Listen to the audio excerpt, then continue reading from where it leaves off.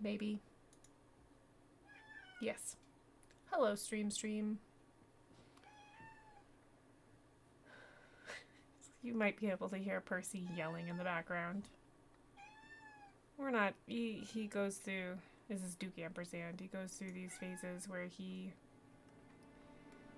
Some days he's like, I am the king. I live here and I love everyone. Some days he's like, I don't know where I am, but I don't know who you people are.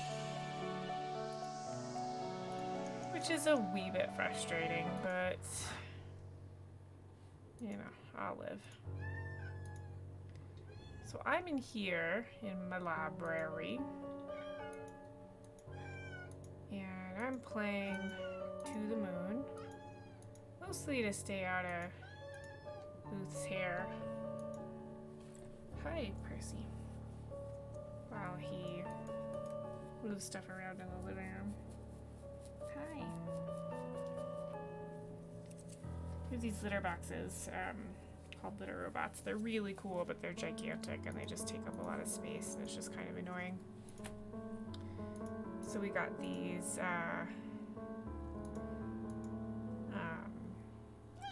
I know. Got these cabinets to put them in. And so we figured out where we wanted to put those. Hi. Oh, are you saying hi to stream? What's going on here? Why don't you lay down somewhere? Stop freaking out.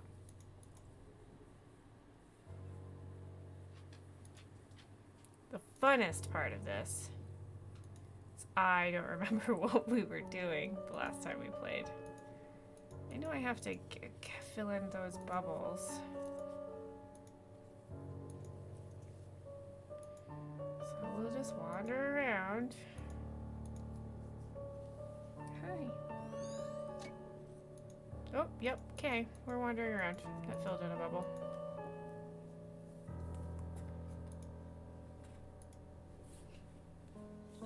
Oh, you're stress shedding. It's the worst. It is the worst. Yes, it is.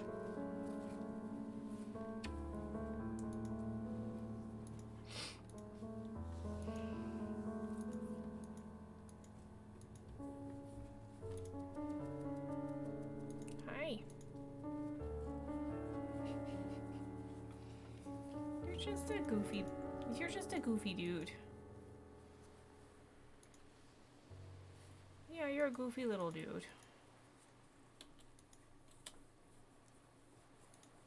Goofy little dude.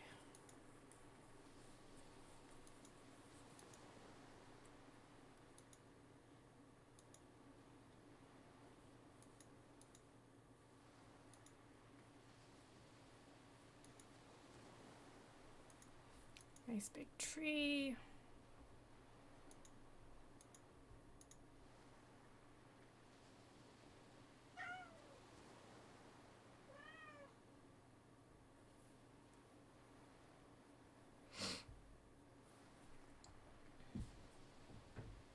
Oh, I see a green arrow. Let's try that. This is where the house used to be, isn't it? Oh. Dr. Watts, the house that never should have been. I mean, really, what is it about unusually high and dangerous places that attract people? Received note, acrophobia. Hi. Yeah, you're not cute when you're like this. I'm just kidding. You're always cute. What you freaking out about, bud? You want to lay down? You want to play with this? That make you feel better? Play with that? That toy? No, you don't want to play with the toy?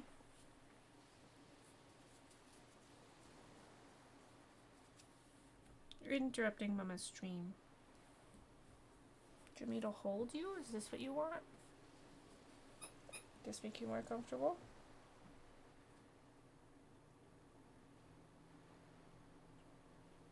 No? You don't like that? Oh, I don't know what you want, my little love. Okay, so we got another... Can I go over here? Yes. Okay, let's do that. Yeah, there's lots of logs to jump over. Okay. Oh, there's Peeps. This is probably Lady Butt and Mr. Butt. River, is that why you approached me back then? John says, yeah. River, what about now? John says, I suppose it's just part of it. Look, it was a long time ago.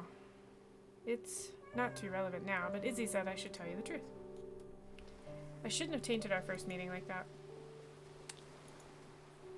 So we're going back through this guy John's life.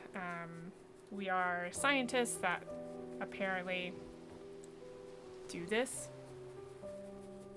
John says, what is that? A hacky sack? She threw something on the ground. River says, can you throw this as far... Can you throw this as far as where Anya's at? John says, I don't know. You want me to try? River says, would you? John gets down. He chucks it. There's slow motion chucking going on. John says, River, because she ran to the edge. I'm just gonna cuddle Percy until he stops freaking out. Is that how that works? John says, are you insane? Get away from there. She backs up.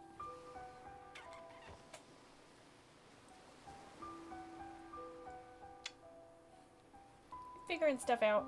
Is that what you're doing? Figuring stuff out, Percy. You're just a little man. You're just a little man in a house. I'm just having a tough day. You don't know what's right and what's wrong. So what's going on with you? I'm not sure who your friends are. Everybody in this house loves you. I am now streaming about your anxiety problems. Yeah, even pets can have anxieties. Most of our pets are pretty chill, but Percy seems to be a little bit more high-strung, which is okay. Just means that sometimes I don't get to stream games. I have to reassure the little man. How's that? All reassured? Oh, you shed like nothing else. Dr. Rosaline says, I think this memory isn't too far from the last. Dr. Watt says, I think they may be connected. It'd be good if I remembered what happened last time. Because she says, probably. Let's go across and look at this. Memento detected. I need one more bubble. Can I look at her? Why did she cut her hair anyway? I like long hair. There we go. Doof.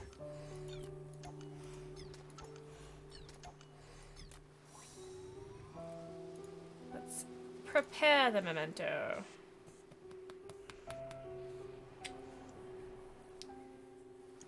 Alright. Nope, that's not what I meant to do at all. Oh my goodness. Whatever. It's a book bag.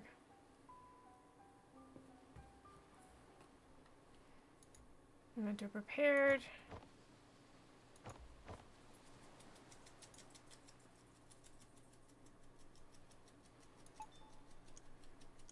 Activate. Let's go back in time.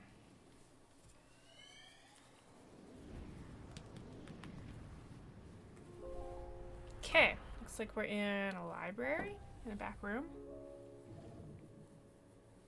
Isabel. Everyone with it is different, John. Isabel says, just because she and I share the syndrome doesn't mean we share the same head. John says, but you must be able to help somehow. Everything was okay at first, but now she's even more aloof than before. Even when we're in the same room, she's never really there. So you can see her out in the library. And John's in the back room with his friend Isabel and her husband, it looks like. He says, it's starting to take a toll on me. I just don't know how to take it anymore. Isabel says, well, I can't speak for her, but many of us do long for connections.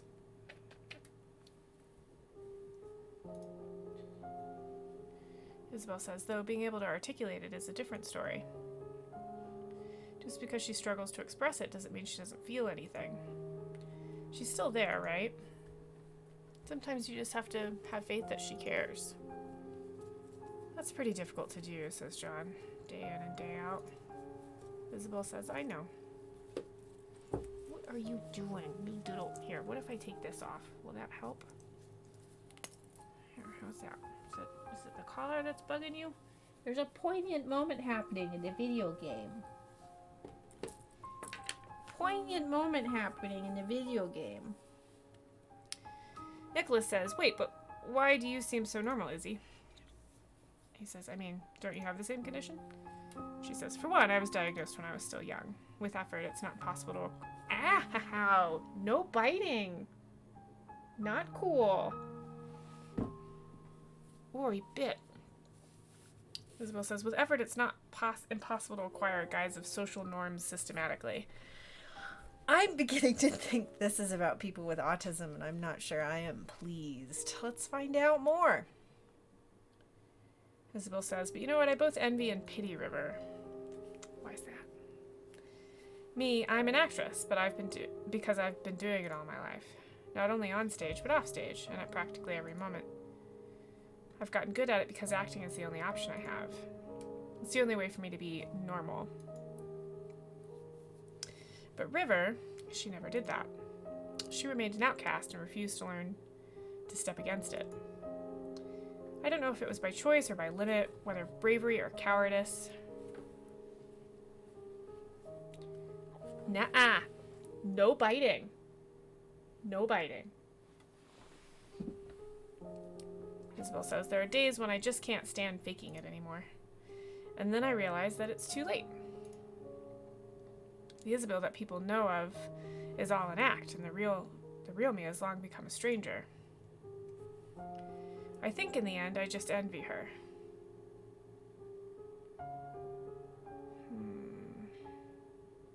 Dr. Watts says, I've never met a woman with it before. Dr. Rosaline says, then technically you still haven't met one. This isn't part of our business. Let's move.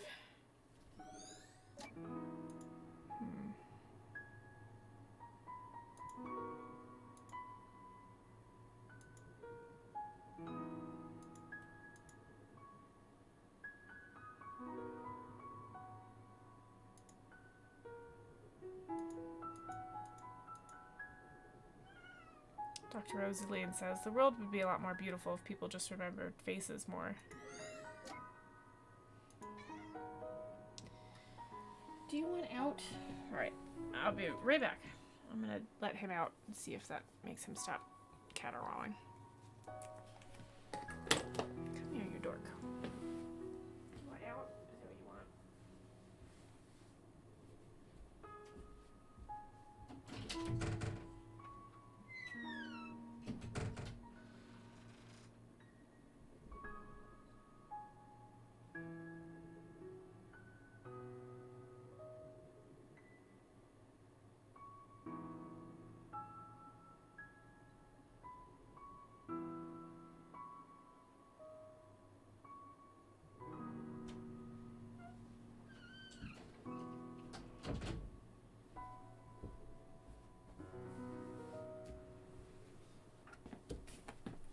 Oof, okay.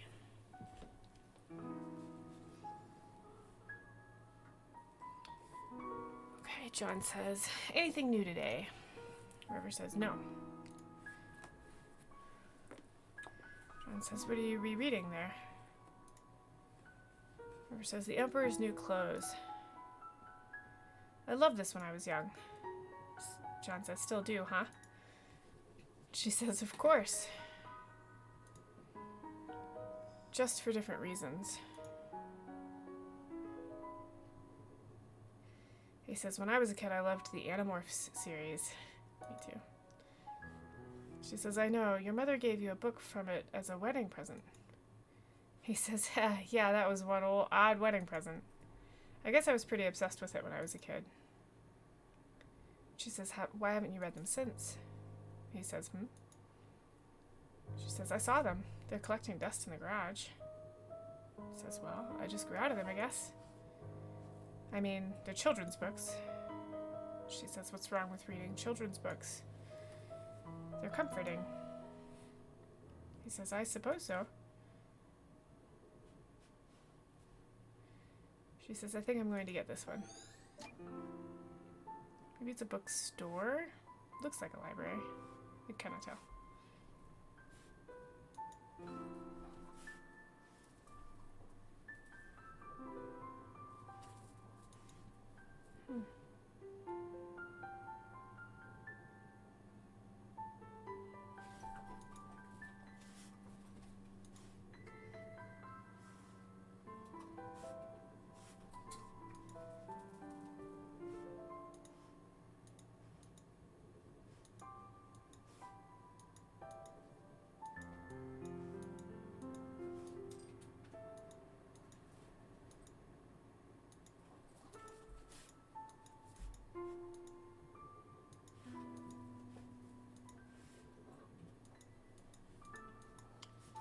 Well, I'm clicking on everything.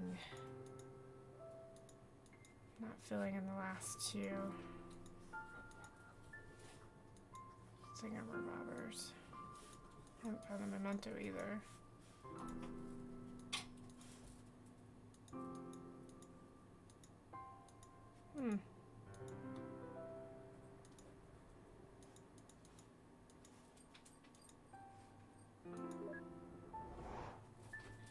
I clicked on John, and now I can see different places he's been.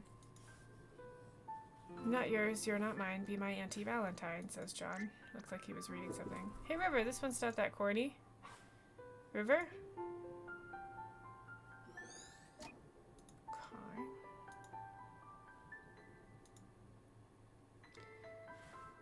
He says, but what about David's? He's my favorite character. John, I don't know. Dr. Watts, what are you talking about? John, Animorphs. Have you read it? Dr. Rosaline. No. Dr. Watts. Yes. Dr. Rosaline. Really? Dr. Watts. Sort of. Oh, this little kid says, oh, do you know what animal is David's main morph? And Dr. Watts says,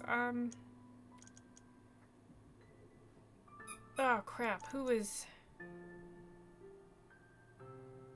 David? It's a 5-letter word.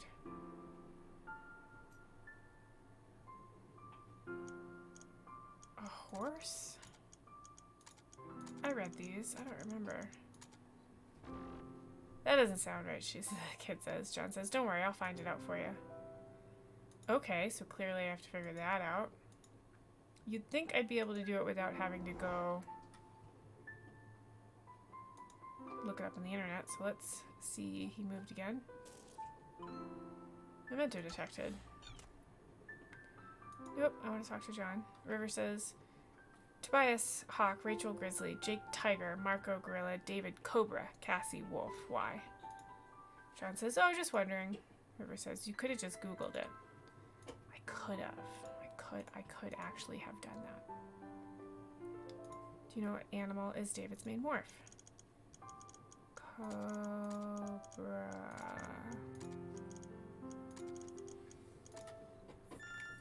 Oh yeah, a cobra. I really wish they kept the old covers instead of these plain sheets. Those were cool.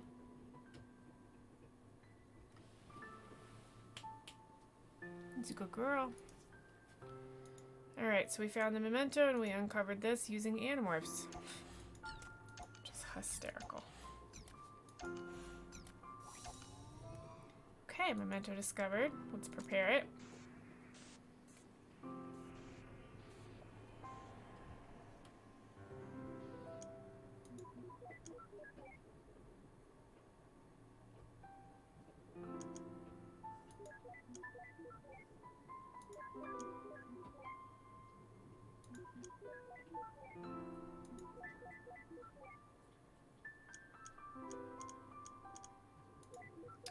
Oh, I'm not going to do this well at all.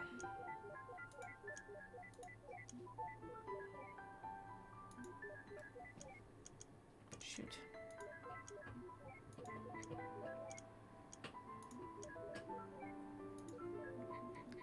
So many moves. Oh well.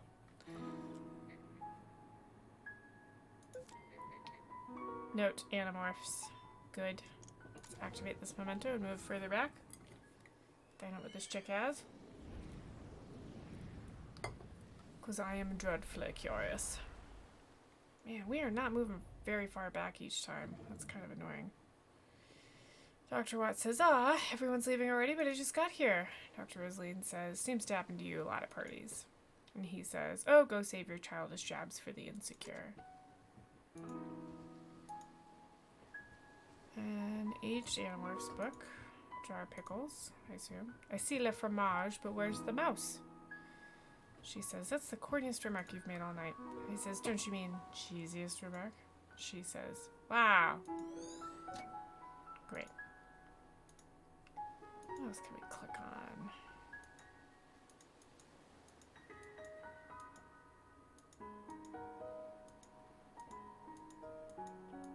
Nothing.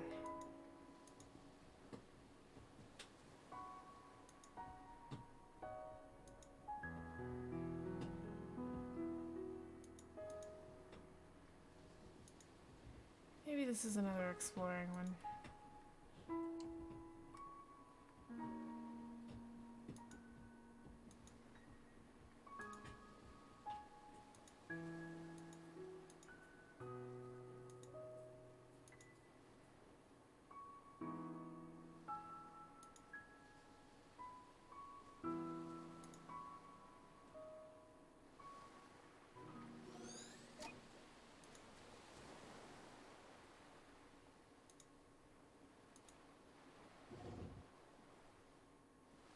Do not know what I just did. Okay, screen is whiting out. John says, do you feel any different? Now that we got the rings on, I mean. River says, no. Why do you? And says, actually, yeah, I think so. She says, what is it like? It's just different, he says. Just the responsibilities, I suppose. She says, responsibilities. Do you like the name Anya?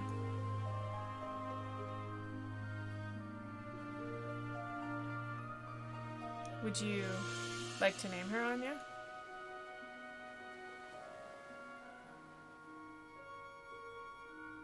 He says, I understand. I don't.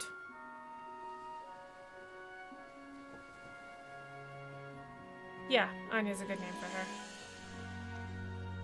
Hey, come with me. Yeah, she looks like she's wearing a very pretty dress, and he looks like he's wearing a suit and her hair's up. So maybe this is their wedding? They're at the lighthouse. It looks like we're going up the tower.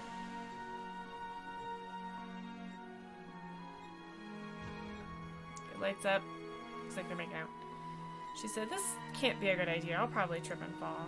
And he says, don't worry, just follow my steps. Oh, they're dancing, not making out. My bad. I feel like you could dance and make out at the same time. He says, ow, my ass. I think you stepped on my toes. She says, sorry. He says, come on, let's try again.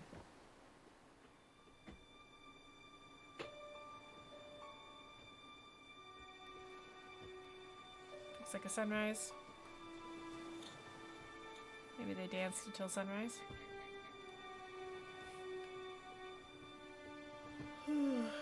Take a nap before our next stream.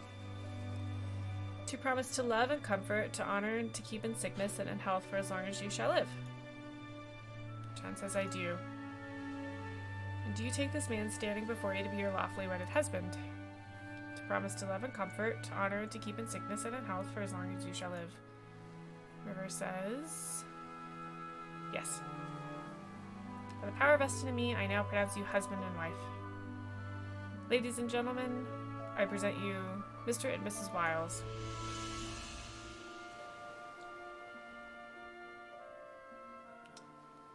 Interesting. So this is their wedding. Dr. Watts says, act the wedding. Dr. Rosaline says, yeah, what did you think that was? He says, I'm just bad at weddings, that's all. Fluids tend to escape from my eyes. She says, I didn't know you were that sentimental. And he says, oh, did I say my eyes? I meant my mouth. And by fluids, I meant fluids and solids. She says, that's a lovely image, thanks, Neil. Come, let's find a way to get out of here. And he says, all this happiness and joy is really putting you off too, huh? She says, no, I just don't like watching people make mistakes.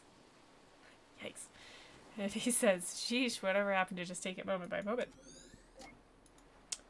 Opinions. Let's see here. Clickety, clickety, clackety, click.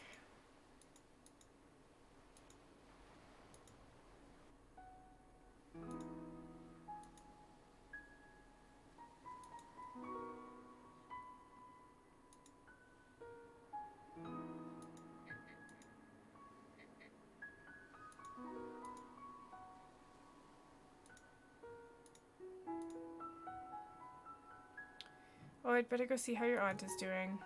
John says, all right, Ma, tell her thanks for coming. She says, I will. I'm so proud of you, Joey. I'm streaming.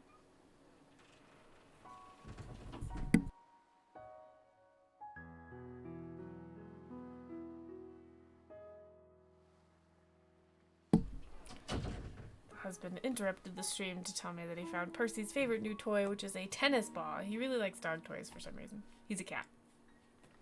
Nicholas says, Joey? John says, oh, that's my grandpa's name. He passed away before I was born. Ma calls me by it as my nickname. How come you never told me about it, says Nicholas. And John says, 'cause I'd rather you call me John. Dr. Walk says, ack, not another sentimental grandparent childhood. Dr. Rosaline says, what do you have against those anyway? I mean, you sure talk about your grandfather a lot. And he says, what? No, I don't. And she says, whatever you say. Received note, Joey. Just need one more little colored ball. Yes, let's talk to... I'm so proud of Joey. Give me another colored ball.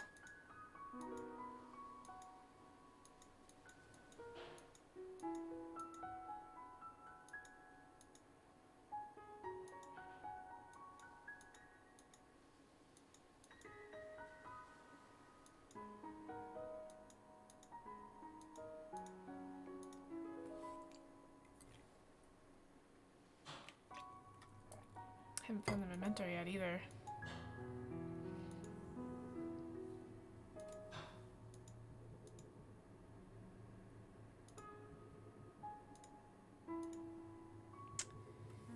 John and River are standing out in the middle of the road. It can't be helped, River. I'm sure they didn't mean to. Come on, we're late. Wait, is that a rabbit, says Dr. Watts? I think this is the source of all those folded paper ones. Dr. Rosaline says, why would she obsess over some roadkill? Not to mention so many years later. He says, don't ask me. You are the woman here. Great. She says, I'll be convinced that I'm the only one when you do a cordless bungee jump.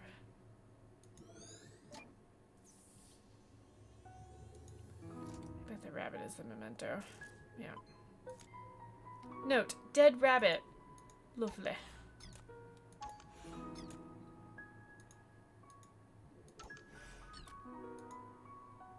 John says, come on, River, we're late.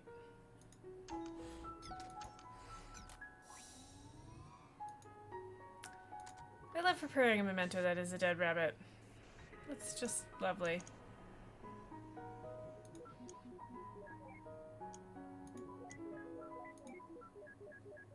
Gross. Tyler says, ooh, this music is pretty. Yeah, I like it a lot.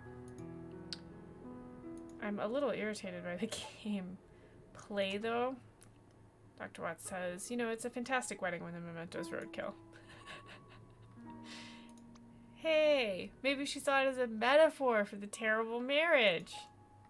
So years later, she began folding the rabbits because she was reminded of how rotten it was. Or, you know, something equally pretentious. Great. Dr. Rosaline says, cool story, Neil.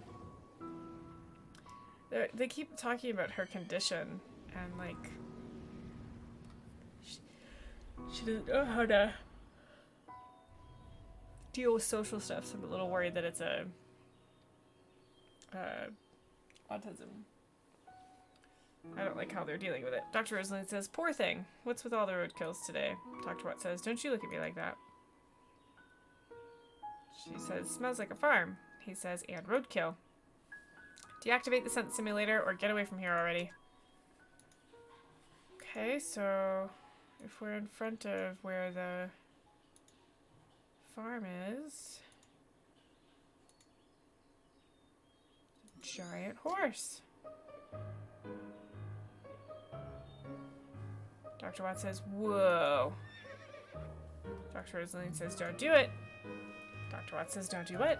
And she says, you know what. And he says, don't not ride this horse? And she says, what are you, 5 years old? And he says, okay, I won't not ride it. And he jumps on the horse. Hiya! She says, quit wasting time, Neil. And he says, oh crap. And she says, that can't be good.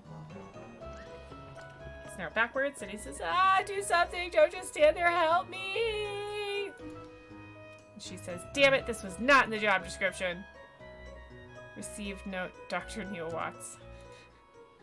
Well, let's go see what's going on with Dr. Neil Watts. I see a structure. See the edge of space and time.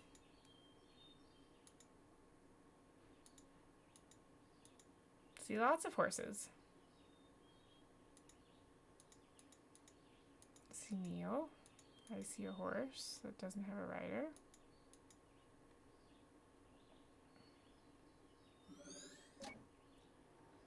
John says, is that really a good idea? Oh, so that's not Dr. Neil Watts, that's John. She should be okay. She's not new to this anymore. And John says, but she's never done it by herself before. River says, I'll be fine. I'm not a child. Ah! Ack! Horse runs away. John says, River!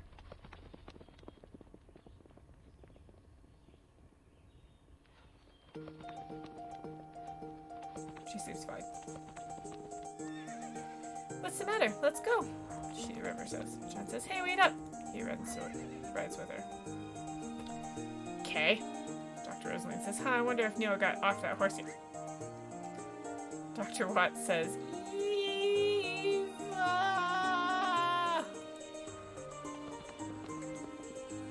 Horse is still running around. He's still backwards. This is about 19% more than I can handle.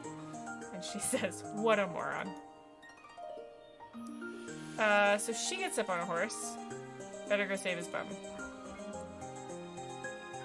And, hold space to gallop.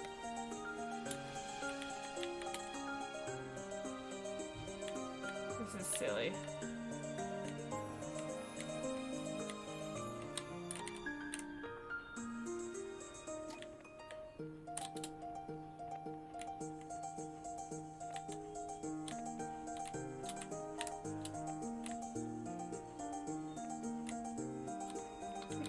Him. Got him. I ran into him. And he says, thanks. And she says, ow. And he says, hey, I found something here. So I'm going to walk over to where I think he fell down. I'm wrong about where I think he fell down. So I'm just going to walk around on this horse because I don't know how to get off the horse.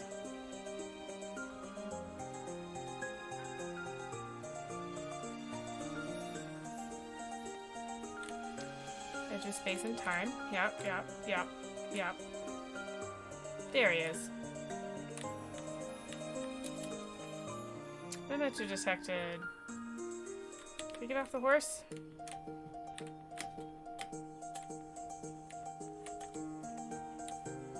I talk to John.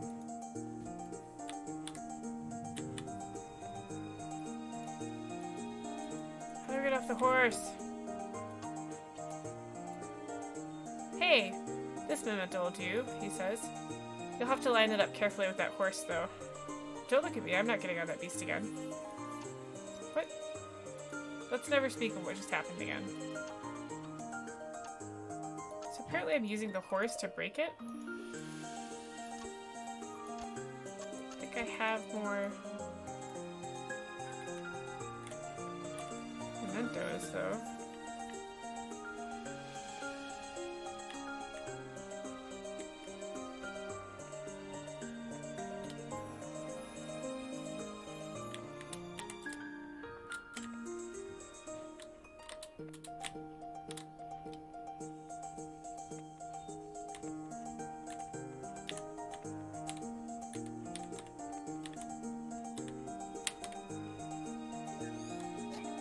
Got another one. I think I got all of them now.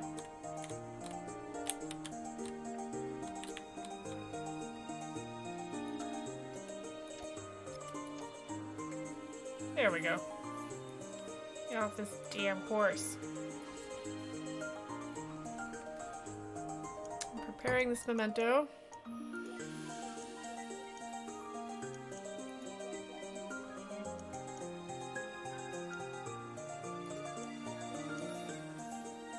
Looks like a purse.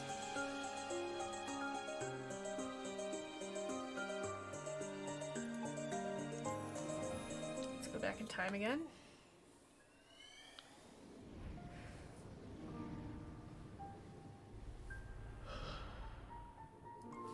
This could be a doctor's office, I suppose. John says, "Is the diagnosis certain?" And Dr. Lee says, "Yes, we've reached a consensus on the results."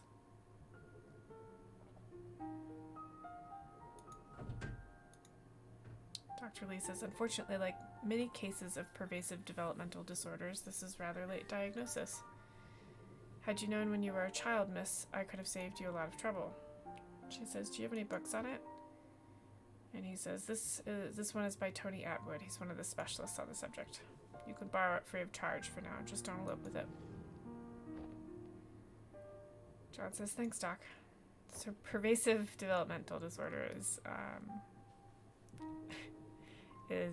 now, I believe, combined with the autism spectrum, or at least is very similar, so I'm not pleased. Dr. Lee says, "Now, are you two a couple?" And River says, "Unmarried and without any other current legal affiliation." And he says, "Yes, I see. Well, I could give you a referral to a specialized counselor if you wish. Is there anything unsettling in the relationship?" And River says, "No." And Dr. Lee says, "And you, sir?" And John says, "No, it's fine." He says, "Nonetheless, sir, you should also give the book a read. It'd help you understand her condition." And he said, "I'd rather not." And the doctor says, "Why is that?" "Well, it's your call." John doesn't respond. "In the meantime, there's a thing called equine therapy that might help her. A ranch just north of here offers it. I could contact them for you." Man, I wish I'd known the scoring of the game. I don't know about this, Dr. Rosaline says. "Told you so." Don't think I am really excited about how they treated this. Found the memento. It's a clock. Tyler says, "Don't push through it if it makes you unhappy at all. Play something else." Yeah, I might have to. John says, "Excuse me, could you please silence the clock? The ticking really bothers her." And River says, "It's not that severe. I'll be okay." And the person at the desk says, "No problem. It's standard policy. If there's anything at all that makes you uncomfortable, just let me know." And they silence the clock. John says, "Thank you." Dr. Rosaline says, "I guess that explains the ones in the house. Received. Note. Clock ticking."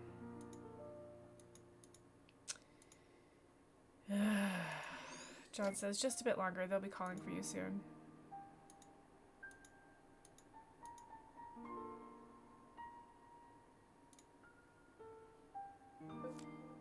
Received note, Tony Atwood. Need 2 more blibbly bloops. A plain tawny handbag. Need 1 more blibbity bloop.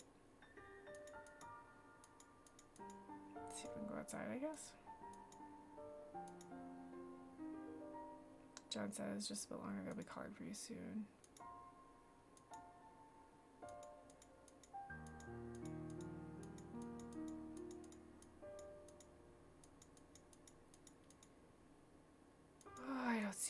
to look at.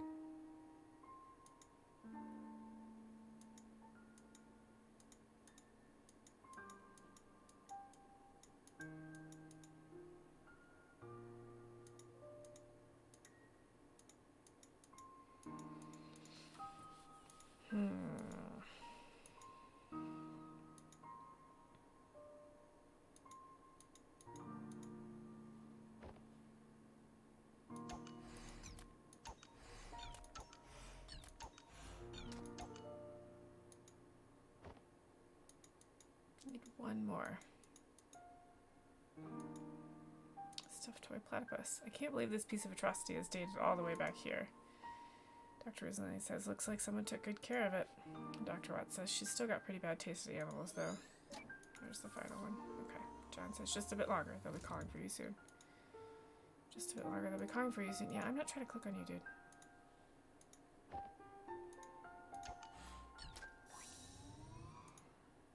Let's prepare this memento.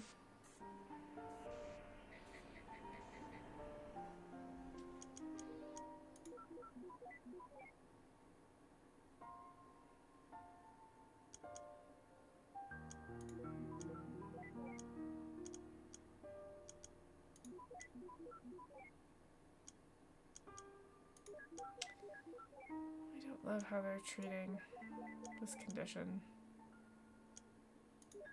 But I don't know that I would have done it differently. Wish I could remember the previous games. It's just, they talk a lot about a terrible marriage. They talk a lot about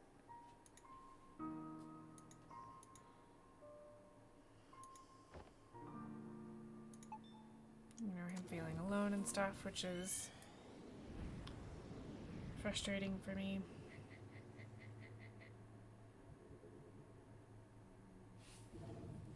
So we're at a movie theater.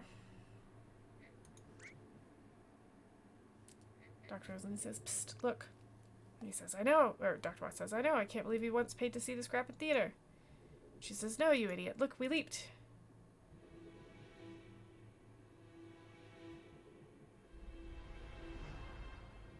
Okay, so he's a boy now. Holy, overcooked macaroni. The kid's in the theater all by himself. What a loser. I think that's rude. Dr. Rosalie says, you go to the theater all by yourself all the time. And he says, that's different. No one's competent enough to match my taste. I don't like this guy. But that aside, how could anyone last through this rubbish?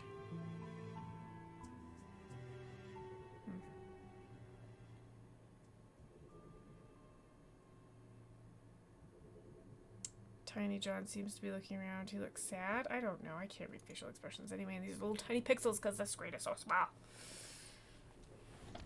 He leaves the theater. And thus, this movie sucks on both physical and metaphysical levels. QED, says Dr. Watts. Dr. Rosaline says, come on, let's go. He says, what? Oh, right. Because he's watching the damn movie. Yeah, let's go out. So we're in the... Let's talk to baby John. Dr. Watts says, whoa, wait. I ain't talking to no emo teenager. Dr. Rosaline says, grammar, my dear Watson. And he says, shut up. That's not even a full sentence. She says, let's just go look for mementos.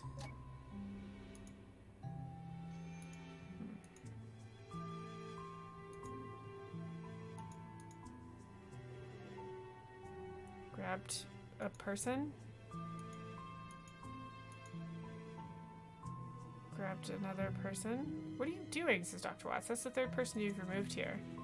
And she says, not like it's permanent. Okay, I'll remove all of the people. Ha ha ha. We'll remove all people. Just like I like it. Is this a person? You know that poking them out of the way like that does nothing, right? And she says, then why complain?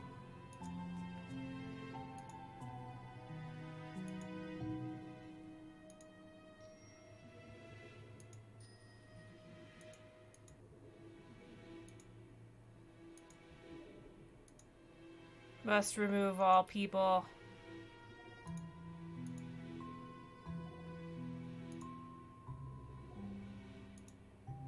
He says, oh, look, this place is all empty and creepy now. I hope you're happy.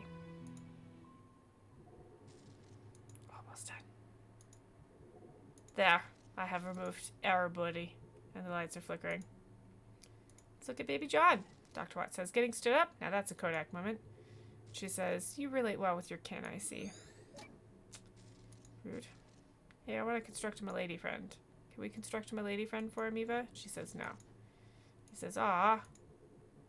But. Okay, I removed all the people. The lights are flickering creepily.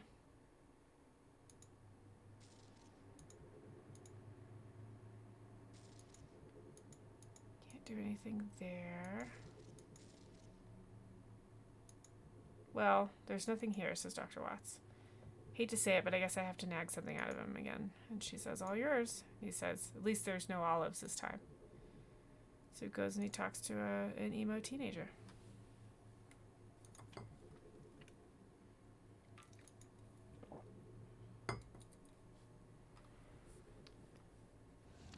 Somebody comes out of another theater. Looks like Baby River.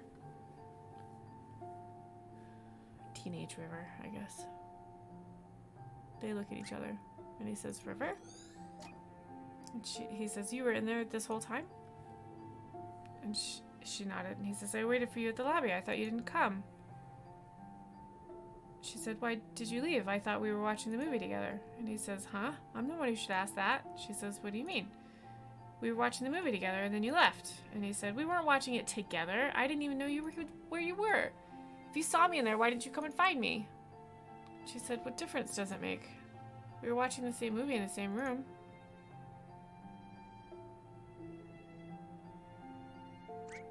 And he says, ha ha ha ha. She looks confused and she says, what's wrong? And he said, you're so weird. Great. She says, do you not want to watch the movie together anymore? And he says, of course I do. Come, let's head back in before it ends. And they go back in the theater. What a lovely way to show how weird she is.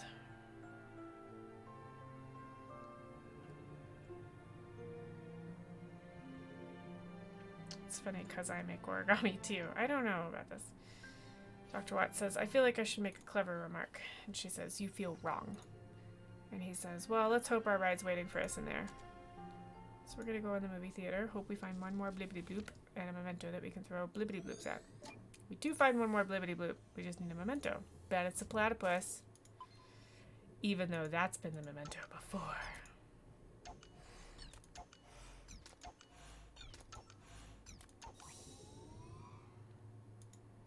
Alright, let's prepare this bad boy.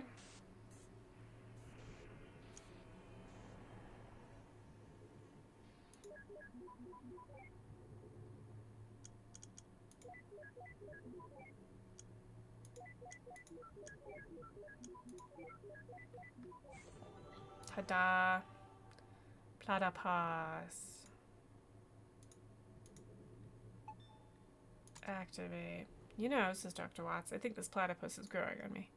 Mostly just for convenience, but hey.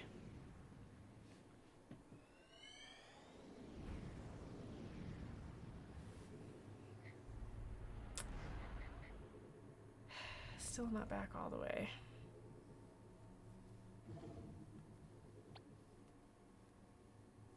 Nicholas says, come on, dude, grow some balls. Dr. Watts says, Johnny says, it's not that. Look, maybe this wasn't such a good idea. Nicholas says, oh, sheesh, what could possibly happen? Nicholas says, just think about it. Worst case scenarios. She says, no. You strut on like nothing happened. No one will ever know. And everyone will still think you're cool.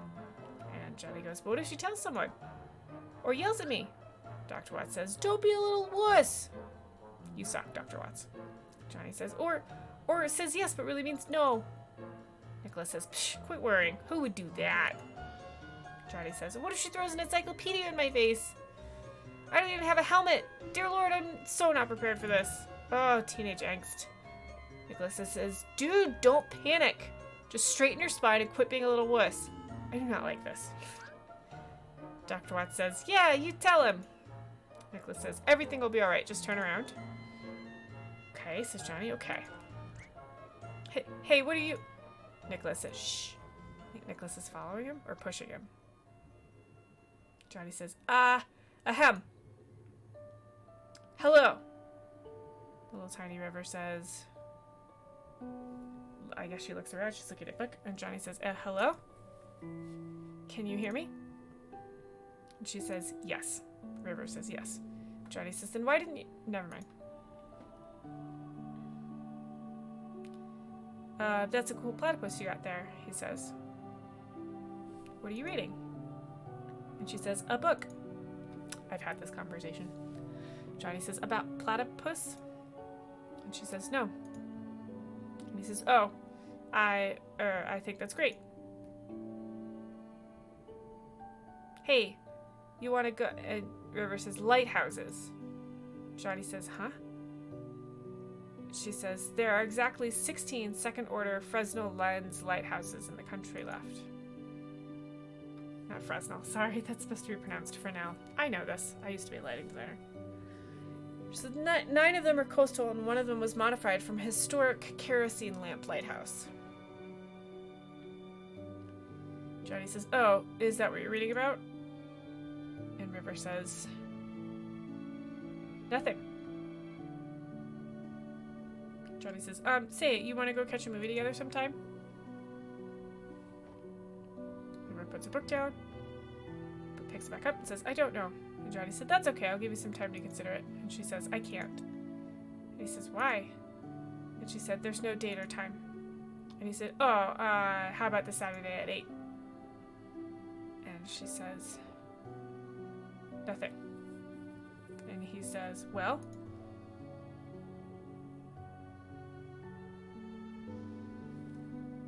Dr. Watts says, Eva, I think the system froze, and River says, yes. Johnny says, oh, great. Dr. Watts says, never mind.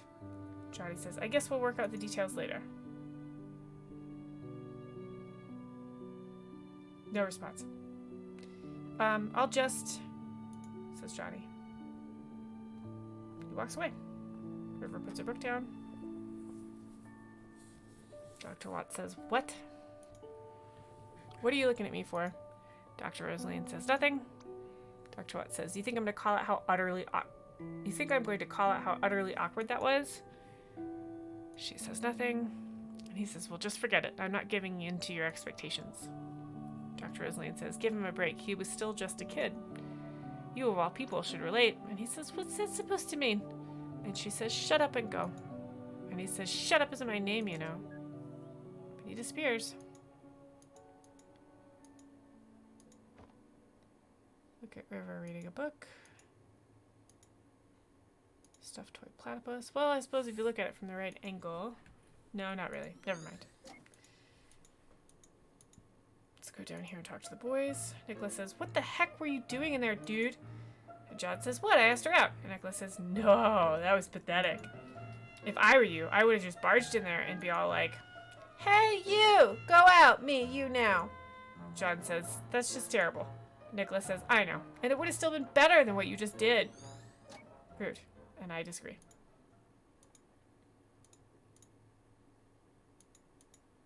This appears to be an art class. John says, dear Lord, I can't believe you got me to take this stupid class. Nicholas says, aw, come on, it's fun. John says, only if you can paint. Nicholas says, you'll get good if you practice, you know. John says, yeah, right. After this class, I'm never picking up a brush again. Can't remember if that's true or not. I can see we're playing this game all at once is probably a good idea. John says, why do we have to draw stupid barrels anyway? Nicholas says, quit complaining. I'm sure you'll learn to enjoy it someday.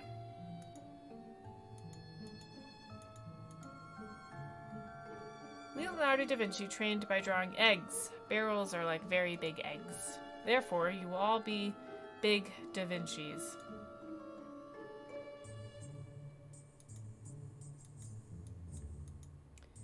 I need 3 more blobbity bloops, and I see nothing to click it on. What about this barrel? Or bucket, rather. Okay, we're exploring the rest of the school, apparently. Yep, here's a red arrow. Requires 3 bars of memory links to proceed. Love it. Need another blobbity bloop to go down that way. Let's go in here. Anyone? Says the teacher. Anyone at all?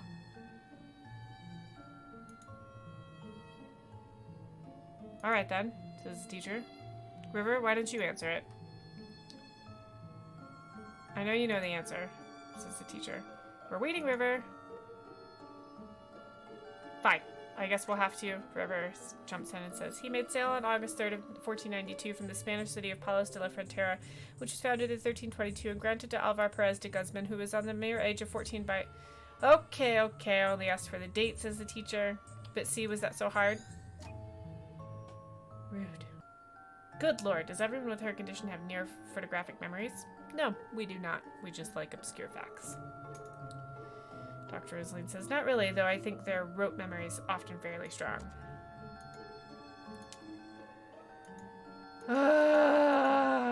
This game frustrates me.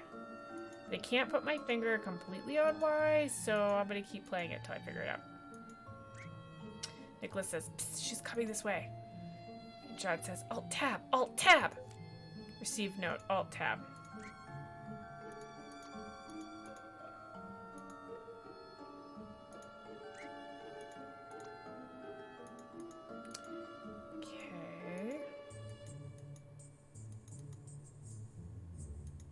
This is like a computer class.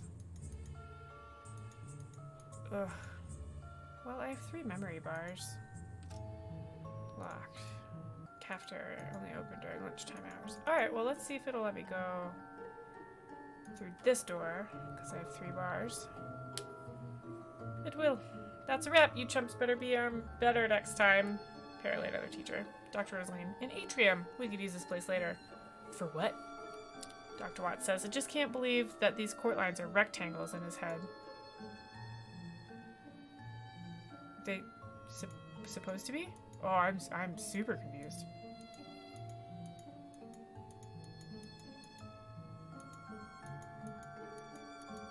Come over here.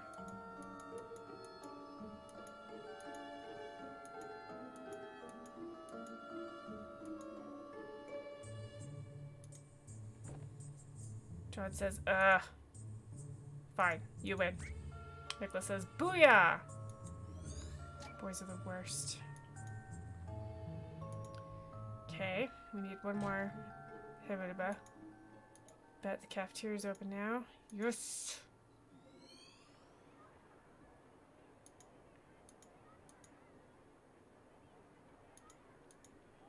Let's look at this backpack. Let's try to look at this backpack. Nicholas says, yeah, she's unique, but she's uniquely boring. I mean, just look at her. She's sitting at a table by herself with a platypus. She just sits there by herself all day with that creepy deformed duck toy. I don't like Nicholas. He ends up with somebody like her. I hate this. That's not a deformed duck, that's a platypus. What is this, like kids are cruel? Is that what we're talking about? What the heck's a platypus? Quit making words up, says Nicholas. Anyway, she's just so off, you know? It's like she's from a totally different planet or something. John says, I know, isn't that cool? And Nicholas says, if you're into aliens and that sort of stuff, I guess. But really, if you want to be weird, why don't you just go hang with the emos and goths? John says, well, for one, I don't want to ruin my hair. The fact that we got a name for them says a lot, too. Look, Nick. I just don't want to be another typical kid in a sea of typical people. Nicholas says, but how the heck would being with her change your own identity? I mean, you'd just be some guy who hangs out with a shy girl. And John says, she's not just shy, Nick. There's something strange about her. Nicholas says, being strange isn't always a good thing, you know. Do you even know if she wants to be different? Maybe she just wants to fit in like everyone else. And if she does, pushing her the other way wouldn't help, would it? John says, look, Nick, the point is that I know what I need. And she's the one who has it. Nicholas says, so you want her for what she has, but not for her? That's cold, man. I just hope you know what you're doing. And John says, I do. Nicholas says, I think you're wrong, though. People aren't that typical. Everyone's unique in some way. John says, that's just what grandmas tell you.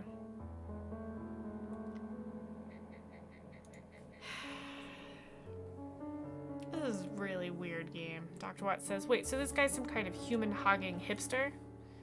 That's sort of disturbing, Rosaline says. You know, sometimes I want to slap our clients upside the head. Dr. Watts says, it's high school, everyone's a bastard. But hey, welcome to the club. She says, wait, so this is what he told her about at the cliff?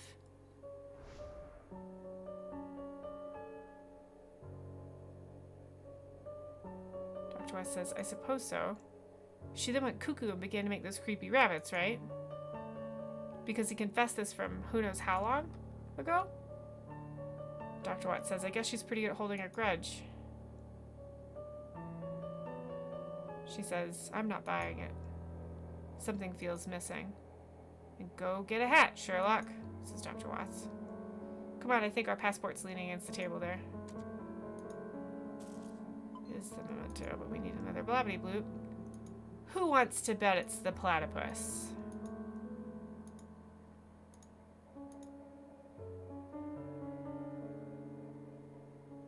Stuffed toy platypus.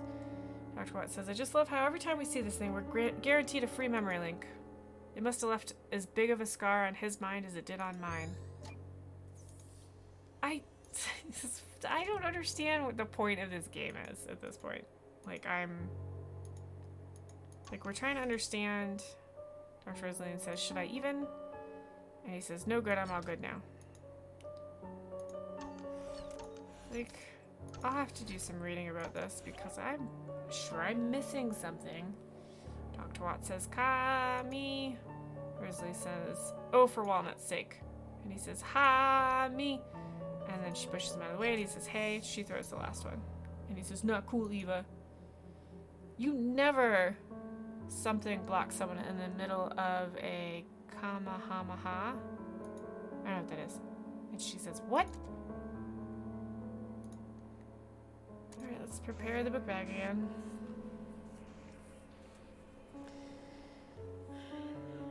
Keep looking at Tyler's comment about don't push through it if it makes you unhappy and I'll play something else, but like, I'm like rage playing this now, which is stupid, but happens to the best of us, I suppose. I made a backpack! Will we go back the final piece this time? I'm guessing there's going to be 2 more pieces for me to rage through. Maybe 4. So we're in a home. Young Johnny. I'm going to school now, Mom. And she says, have a nice day, Joey. My baby boy, growing up so fast. Picks up his book bag. And walks out.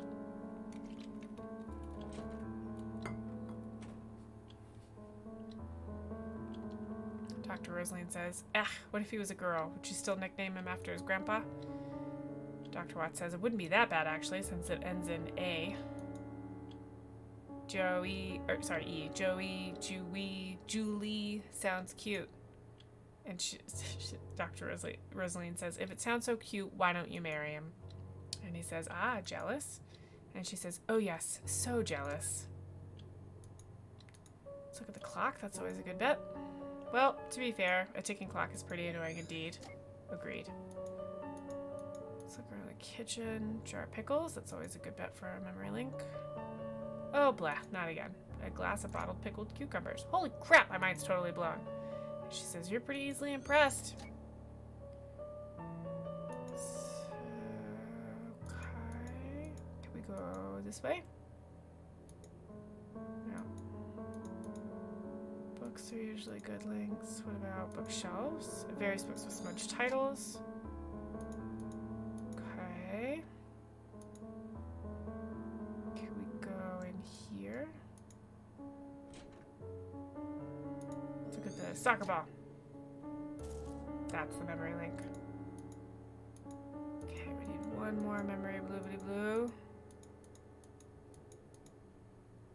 Oh.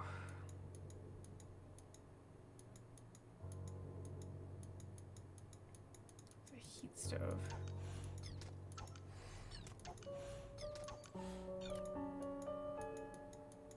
Huh. Can we go outside. Oh, grab couch. Don't know what I just grabbed.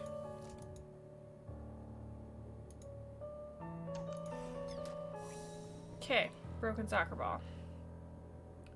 Not a lot we saw in this scene.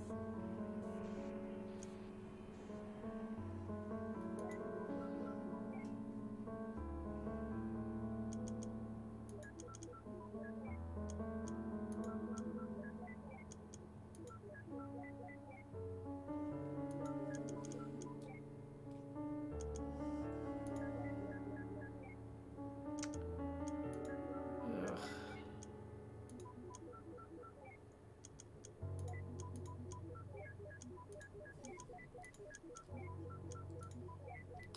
Wow, I didn't even click on all of those, but whatever. That took me a minute.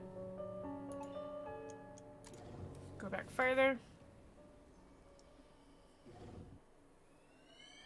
So there's a reason he wanted to be with somebody who was neurodivergent.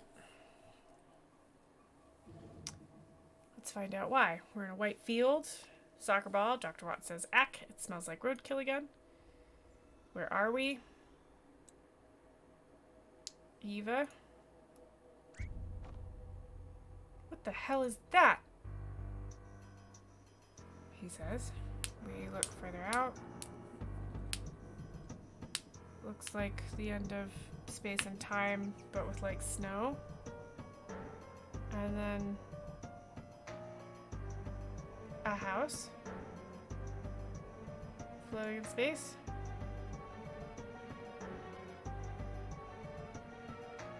Dr. Rosalind says, "That's his next memory." And Dr. Watt says, "Yeah, why is it going Laputa on us?" I don't know what that means, but I don't like it, I assume. Rosalind says, "I don't know, it's just not linking the memories together for construction. There must be a malfunction with the machine's ADG." Again, says Dr. Watts. I thought the last fix was foolproof for another half a year. I can't believe those idiots in the maintenance department. She says, "Look, don't worry. We've already gotten the teenage years saved. We might still be able to do this." And he says, "All right, but I ain't telling him about this." She says, "As long as we succeed, he doesn't have to know." What is happening? She says, "Well, I guess this is it. There's nothing we can do here." Ready to finalize before activation? He says, "Ladies first." She blips out. He looks across at the house floating in space and time, and he says, "What a shame. I was actually looking forward to it."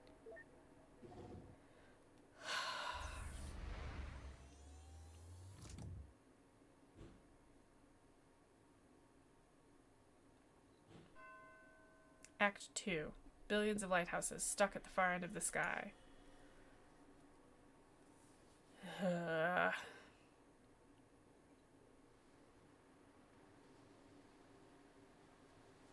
Back in the bedroom with old man John. Doctor says, "Don't disturb them. They might not wake easily, but they need the concentration."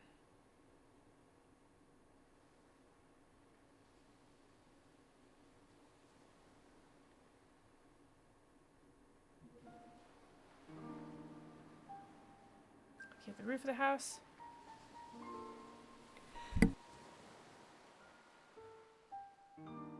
Excuse me. We're outside, and John says, "And that's all this old fool knows, heh? Sorry I can't be of more help." Rosalind says, "Then that'll have to be enough." Dr. Watts says, "Aye, all that's left to do is linking your registered desire to go to the moon to your... All that's left to do is linking your registered desire to go to the moon to your early memories. And then we'll pull the switch and voila, you'll be on the moon in no time." John says, "I have a question. If you could make Lily disappear, it means you can alter this world. Then, can you not simply make things happen and fulfill my wish here and now?" Dr. Watts says that would work if this were one of if this were your one true set of memories. John says, what do you mean? What is this then? What am I? Dr. Watts says, this is just a copy, a canvas for us to work with, if you will. As for you, you're merely an algorithm traced from Johnny. Enough to reflect his likeness, but far from complete. All we can do is to prepare this canvas in a logically consistent way. And then, when we transfer your registered desire to your childhood, the machine will generate your new life, one where the desire dictates your behavior. The result of that would then be written to the real John.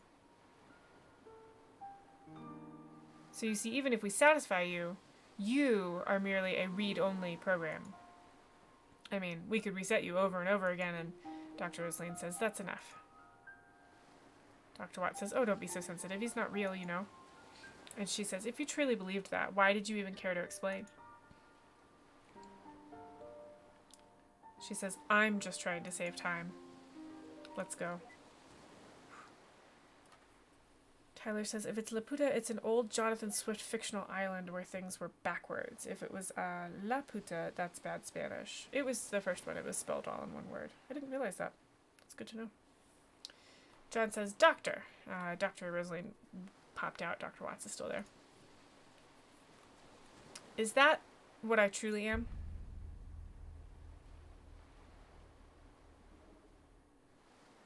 Dr. Watts blips out. Rude.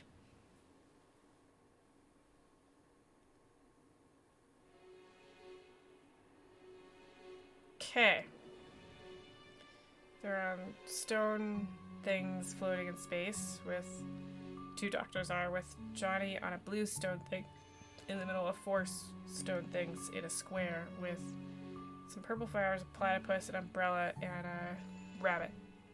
Dr. Watts says, all of our nights work. And then there's another Johnny who's older. Pickle jar, rabbit, flowers, paper, younger. I guess younger. So it's each place we stopped in, all of the things we gathered. And then the last one is sort of blocked by the edge of space and time. Dr. Rosaline says, what the hell? Because Dr. Watts is just ahead now. She says, at least give me warning first. What can I say? He says. I like being ahead. She says, I'd ask if that's a pun, but I'm afraid you'd say yes. So now she's just ahead. Let's do this fast. I feel silly enough in this form as it is. All we need to do is pass his desire from the latest memory to the earliest.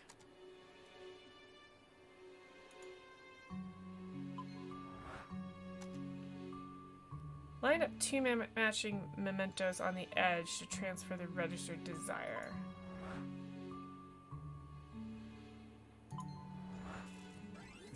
Okay.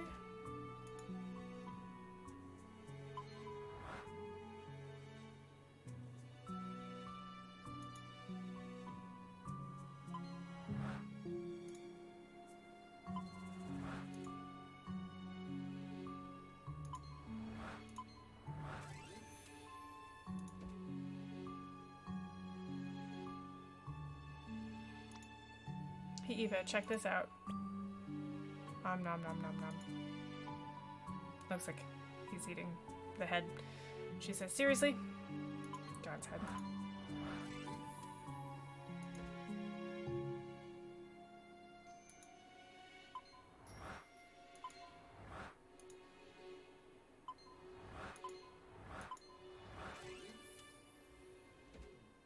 Okay. Screen's going black.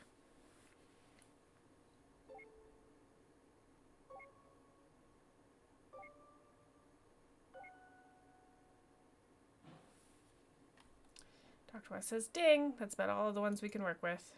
She says, ready to pull the switch? Dr. Rosaline says. And he says, you know me, always ready.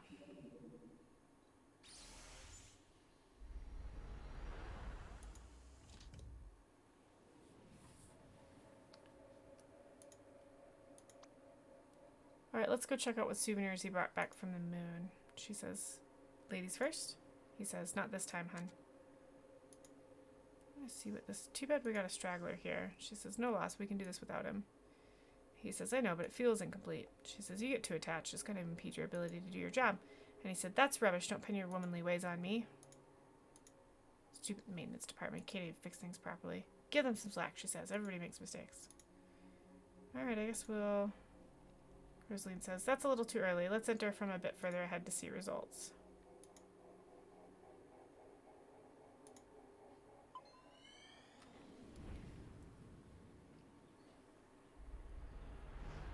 Dr. Watts says, "Huh, I guess this part is still the same."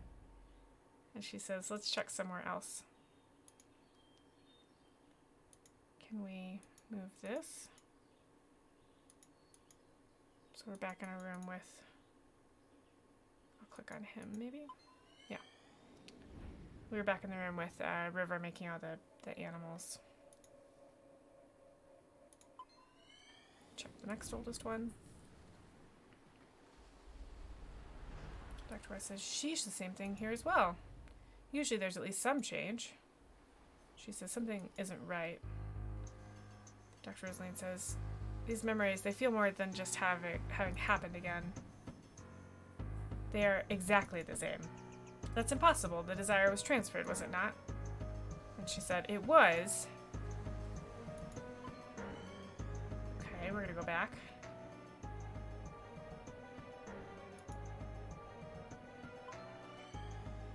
To the oldest one. Dr. Rosaline says, "This is the same setting as his real last accessible memory." Dr. Watt says, "I'm not too crazy about where this is going."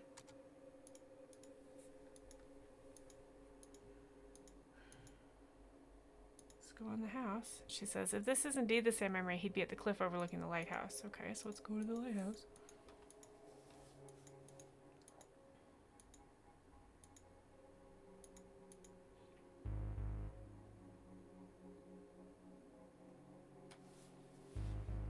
He's overlooking the lighthouse.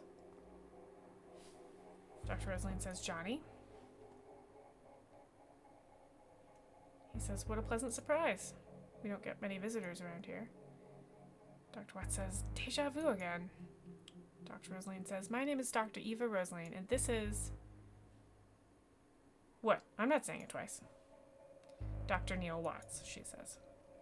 "Are you familiar with the Sigmund Agency of Life Generation?" John says. "Oh, are you two from the agency?" "How convenient. I've just been thinking of calling you. Lily, get us some tea, please." John says, "Lily?" We remove Lily, just like we did in the first scene. He backs up. She says, "Freeze him too." Freeze him. They look at each other. Dr. Watts says, "Well..." Dr. Rosaline says, "Wait here. I'll go send the desire signal again. See if there are any changes."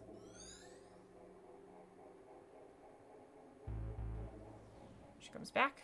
"Transferred successfully for sure. Any changes?" He says, "Not even a hair." He says, "How could this be? Even if his desire doesn't work alone, why is there no change at all?" She says, Perhaps it just needs some provoking to activate." And he says, "From his early memories?" And she says, "It's the earliest we can get to. Let's go." So are they overlaying his life with River to get to the moon? Is that what's happening? I'm confused. So one of his oldest memories. The one, Johnny's desire to go to the moon might need some stimulation to be brought up, huh? Well then, she says. Ooh. So she changes the movie to be a moon movie? Or posters. Johnny looks at it and says, "What the? This wasn't what they said was playing." Oh well. "Do you mind, River?" River says, "No, I like this one." And he says, "Alright, let's go then."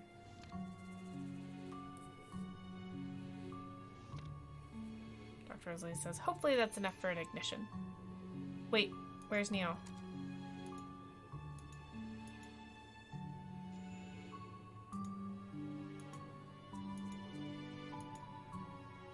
"Did you see To the Moon? How was it?" "It was a bit too much pretense for me. I prefer my movies to be a bit more, oh, je ne sais quoi."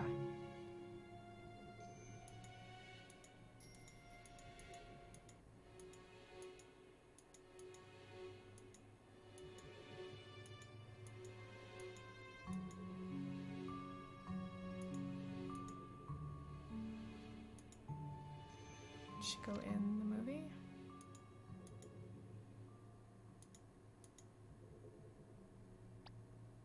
To the moon, darling. Ooh, Henry. Rosaline says, dear Lord, I'm way too tired and hungry to be constructing movies. Guess I should go see if there's anything changed with John. Sorry for making you sit through this, Betty.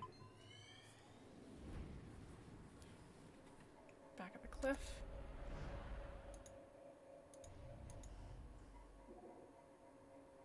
Nope, he looks the same. She says it's all the same. I'll have to try igniting it somewhere else then. This is ridiculous.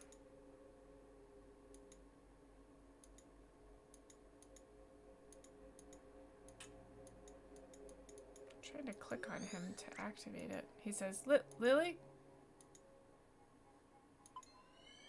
Click on him.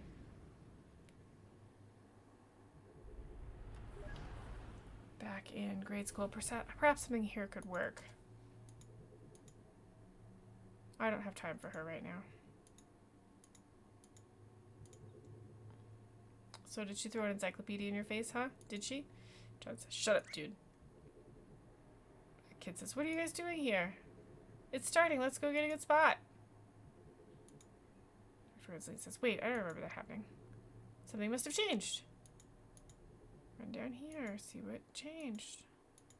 Hey, don't squeeze. You're going into the atrium.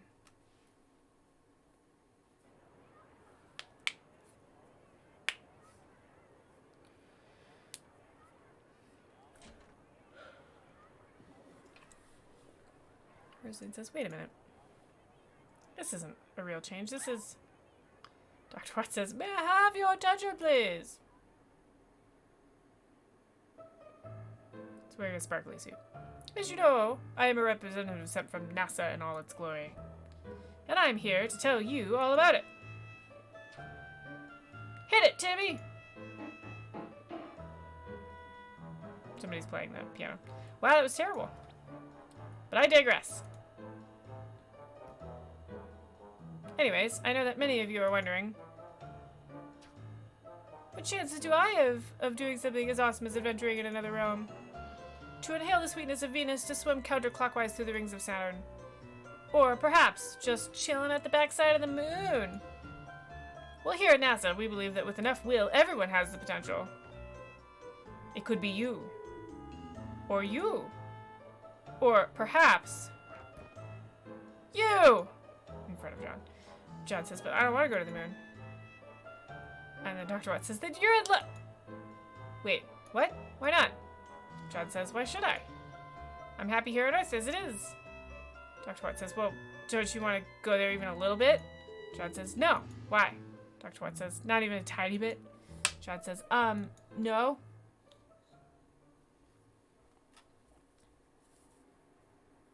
They kind of look at each other.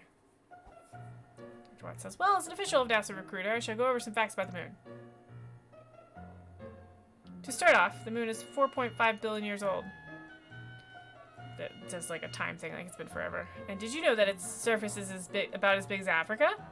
It's true. In fact, if you try to bike around the moon, more time passing.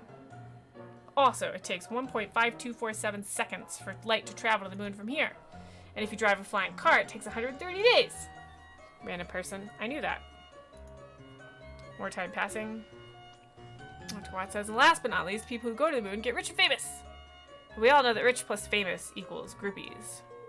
So that concludes my presentation. Remember, NASA welcomes any of you, especially if you're a brunette. Which is, John is a brunette.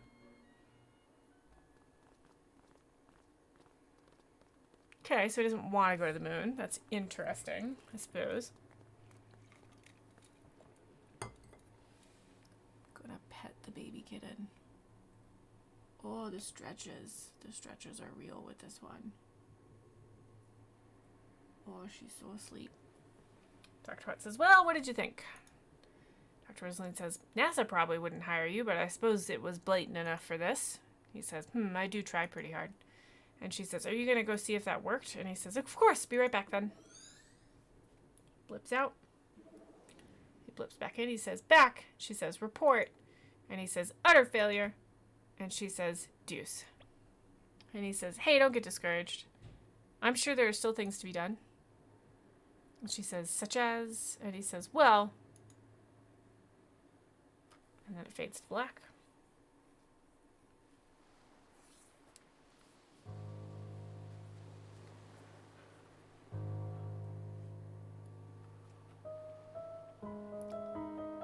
So this is the scene where John's talking to Isabel and saying, we can't afford to finish building this house, Isabel. We can barely afford to pay for her treat. Dr. Neil Watts says, but can you afford the lunar trip lottery? If you sell this house, you sure can. Time passing. Back in the doctor's office, is the diagnosis certain, says John. Dr. Lee says, yes, in fact, we rarely have... Dr. Lee says, did you know that NASA has excellent healthcare plans? It's true, for both you and your spouse. Time passing. Now we're in the place where they're doing the lunar therapy.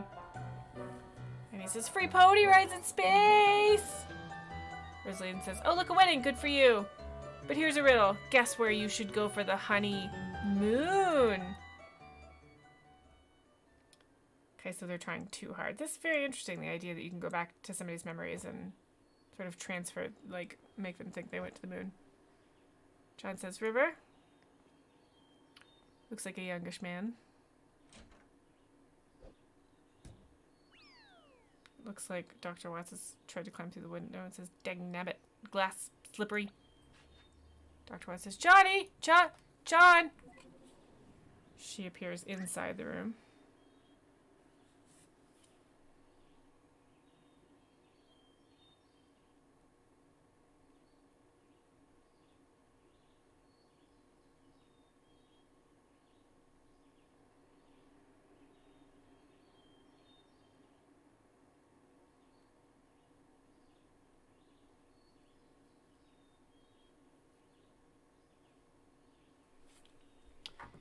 Dr. Rosaline says, what the cucumber? She's inside the room. He's outside the room. Now Dr. Watts is inside the room and he says, whew, you know what? This just isn't working. And she says, it's more than just not working. It's ridiculous. We're freaking professionals. I didn't sign up for the job to run around yelling at him like an idiot. And he says, you didn't? Look, maybe this lack of sleep's getting to us. Had I known that we'd be an all-nighter, I would have brought coffee. She says, I agree. You should have seen the movie I constructed earlier. And he says, what movie? And she says, exactly. Anyway, as valuable as time is here, this just isn't going anywhere like this. Let's take a break till morning. Hopefully Johnny can hang on till then. And he says, I do have some calls to make.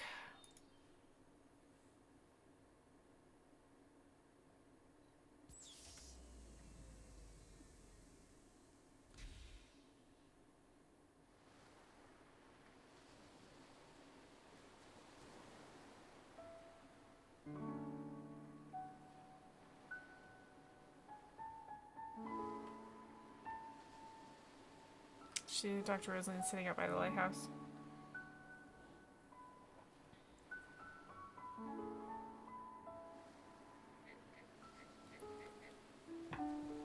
Doesn't make sense, she says. Why did the machine have no effect? I think that's her saying this. Johnny's registered wish to go to the moon was successfully transferred, yet there wasn't even a trace of him wanting to go to the moon after the transfer. Unless a secondary condition for the desire was changed in the process. Only then would the same desire produce two different outcomes at two different points in time.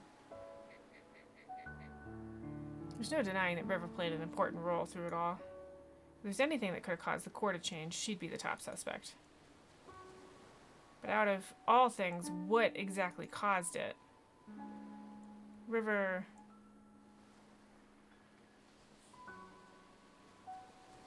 I think she's thinking to herself.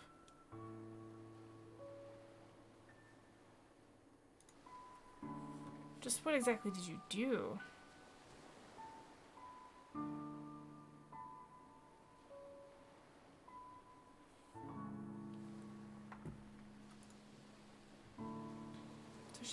So River seems to be the through line here and apparently ruined his desire to go to the moon. Which is fun. She says, the sun's rising. It's a very pretty sunrise at the lighthouse. She's sitting on the bench by the lighthouse. Looks like it's all boarded up. She thinks we don't have much time left. I wonder if Neil came up with anything. Oh, you're gonna make me clickety click all the way back to the house. I hate the game mechanics for this game. They're stupid and I hate them.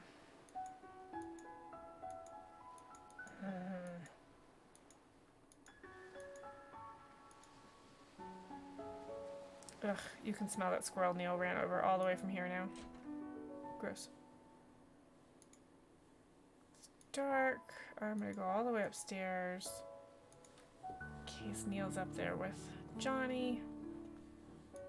I'm gonna have to walk around a weird room because reasons. Talk to the doctor. How's Johnny doing? She says. Doctor says, barely hanging on. What are you two doing? She says, we just couldn't make any progress. The doctor says, you better soon. We don't have long. If you're looking for your colleague, I think he's in the kitchen. Of course he's in the kitchen. Why would he be up here where I came to? Clickety, clickety, clickety, clickety, clickety, clickety, clickety, clickety, clickety. I don't remember where the kitchen is. It's over here. Kind of. And Tommy says, but Ma, I don't want to go to school. Lily says, it's Sunday, dear. Lily says, shh, let them sleep. Well, that's not the kitchen. Maybe it's over here. Oh wait, maybe it's over here.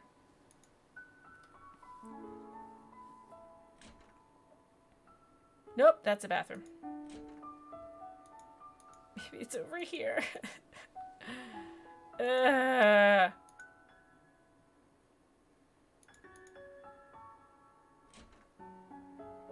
it is. Dr. Watt says, no, I understand that part, but seems to be on the phone. Because, okay, did you confirm it in his records? And why again was this information not made available to us? Or the medical doctor for that matter? Dr. Rosaline says, where'd you get that coffee? Dr. Watt says, shh. She says, are you speaking with headquarters? And he says, yes, I'll fill you in after. Now, shh. Ah, he's annoying. Turn this light on. Let's steal his coffee. I thought I left this at Johnny's bed. It was the rabbit. Dr. Watt says, oh yeah, where'd you find that? She says, I thought you shushed me. And he says, temporarily unshushed. And she says, oh, ain't I lucky? Well, I found the rabbit in the lighthouse last night. There are a bunch more of them there, and in the basement, too. He says. Alright, resume shushing.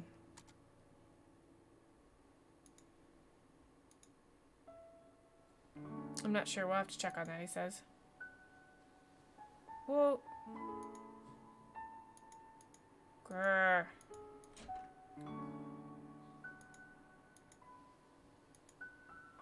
Let's go talk to Lily. She seems clickable. Lily says, I really should have watched those two last night. They were up late. Rosaline says, well, it's not an everyday circumstance. And Lily says, I suppose. Oh, was there something you wanted to ask?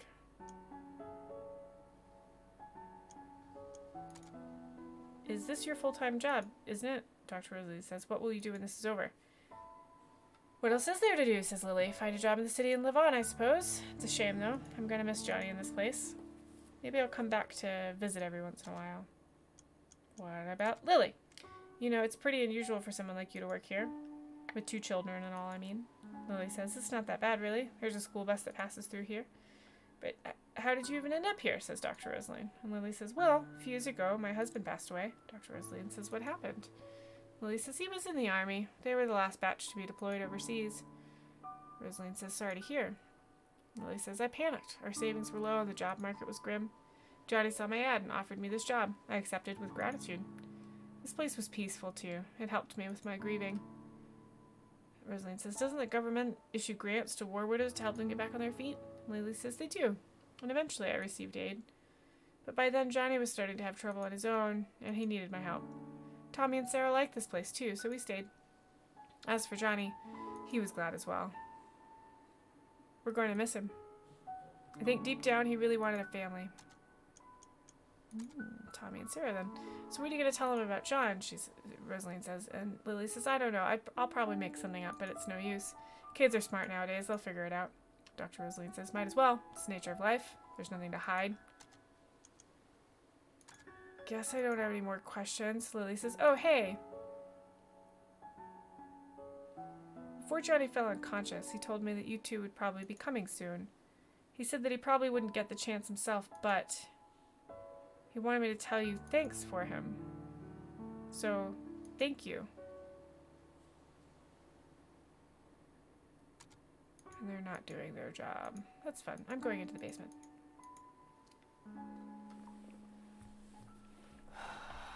There's nothing down here.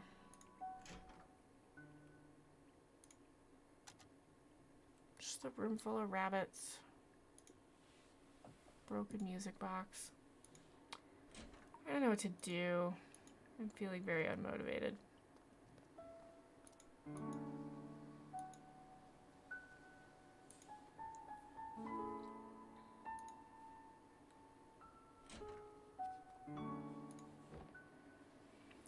Dr. Watts says, Dr. Rosaline says, what is it? He says, it seems like our little Johnny here has some hidden records from the old days. She says, hidden records? And he says, hidden medical records, to be exact. Apparently during his youth, he was administered a large dose of enhanced beta blockers. And what luck! They tend to have this little side effect on a curious thing called memories. Beta blockers, she says. Johnny didn't have a heart condition, did he? Dr. Watts says, apparently not. Which leads one to wonder if the side effects were intended to be merely just that to begin with. And in such a large amount, its impact on his memories at the time of administration must have been significant. She says, you think that's what kept us out of his earliest memories? And he says, well, it's not the machine, I'll tell you that. The maintenance department yelled at me for scolding them. She says, so what now? And he says, I was just given the reconfiguration frequencies that should get us past the blockers. And once we're at his childhood, it might finally be early enough to transfer his desire for it to work. And she says, then what are we waiting for? And he says, but just one thing. She says, of course, there's always that one thing. And he says, in order to activate the new frequencies, we'll need a trigger. And she says, a trigger? And he says, something that exists strongly in the bridging, inaccessible memory. And we'll need to give it to John for him to stimulate his memory internally. She says, what do we know about that? We've only gotten a glimpse of his childhood memories. And even if we find a childhood photo or something, John's unconscious. Dr. Watts says, yeah, back to square one. You know, this job hasn't been such a pain in the arse for me since Nora's case last year. She says likewise. He says, this is killing me. I'm going out to get some fresh air.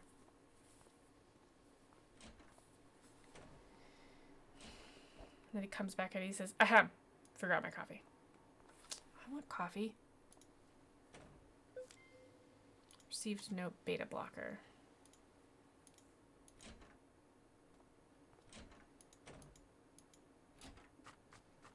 He runs back in and says, it smells. And she says, quit barging in and out of doors. And he says, the roadkill, Eva, it smells.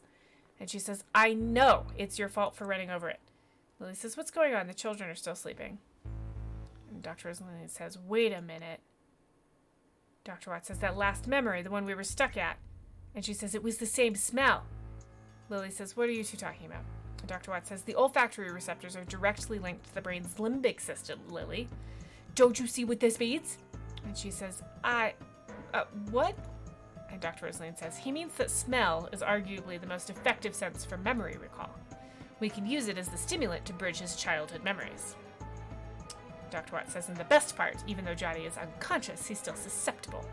Lily says, I think I'm missing some vital contextual info on this whole thing. It's a weird thing for her to say. Dr. Watts says, all right, this is good. This is awesome. Now you just need to go fetch a piece of the roadkill. Dr. Rosaline says, yes, I'll just... Wait, why should I fetch it? You're the one who ran over it. And he says, exactly, I've already done my part. And she says, oh, you miserable bastard. Lily says, if it helps any, I have a pair of gloves you can borrow. Gross. This game is weird and gross. Lily says they aren't really disposable gloves, but that'll probably change after this. Just make sure the gloves don't get anywhere near this house afterwards. The roadkill will have to come in, though. Lily says, oh god. So I guess I'm gonna go touch roadkill. That's a delightful... I have to clickety-click all the way to the roadkill? Oh, the mechanics of this game are frustrating.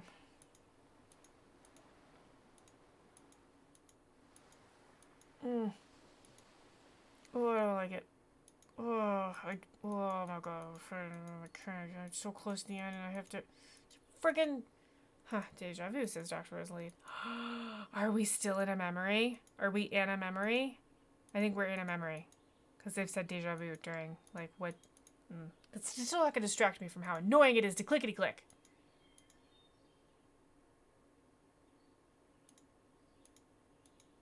Ick and or ew. Dr. Rosalie says, the kind of things this job gets me into. It's not safe to just bring in a piece of germ-infected roadkill like this. There's a valved container in the car. It'd at least make its odor controllable. Okay.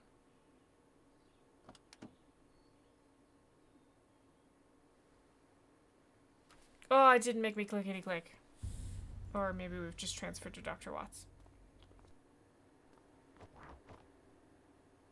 Lily says, where are you going? Dr. Watts says, I gotta go take a leak. And he goes outside. That's gross. There's a bathroom right over there. Runs outside. Don't make me click. Dr. Rosaline, what a mess. The crash shook everything up. Let's see.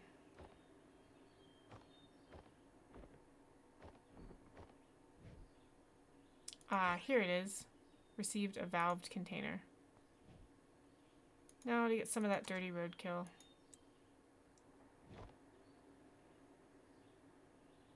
This... painkillers? She picked up a bottle of painkillers that fell out of the car. Says Dr. Rosaline. Received. Contained roadkill odor. Clickety, clickety, click. Click, click, clickety, click, clickety, click. Clicking and clicking and clicking and click. Click, click, click, click, click, click. I hate the mechanics. Dr. White says, oh, hey. Did you get the roadkill? And Dr. Rosaline says, it's ready.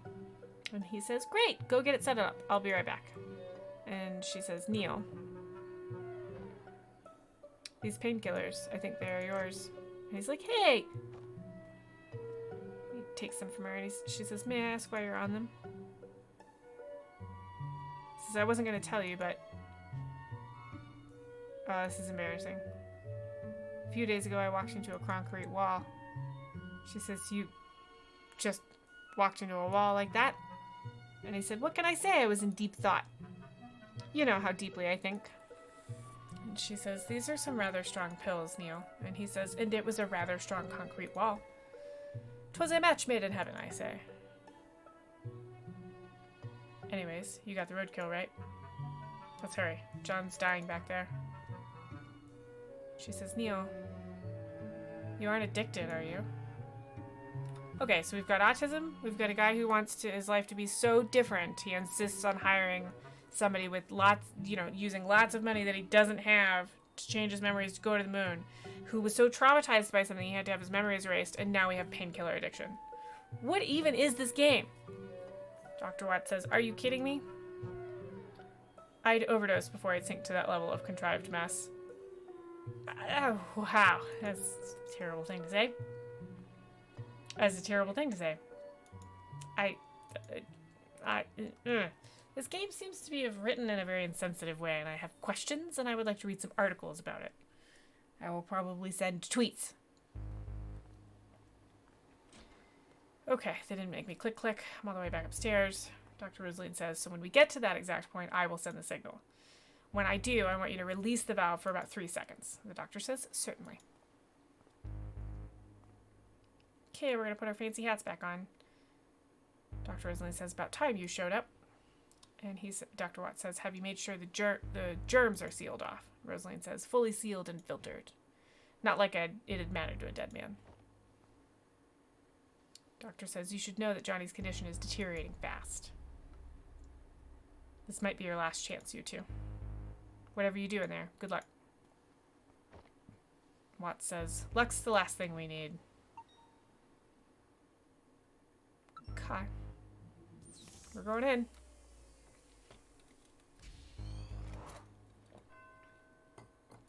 Act 3. They shine their lights at the other lighthouses and at me. Is this a poem?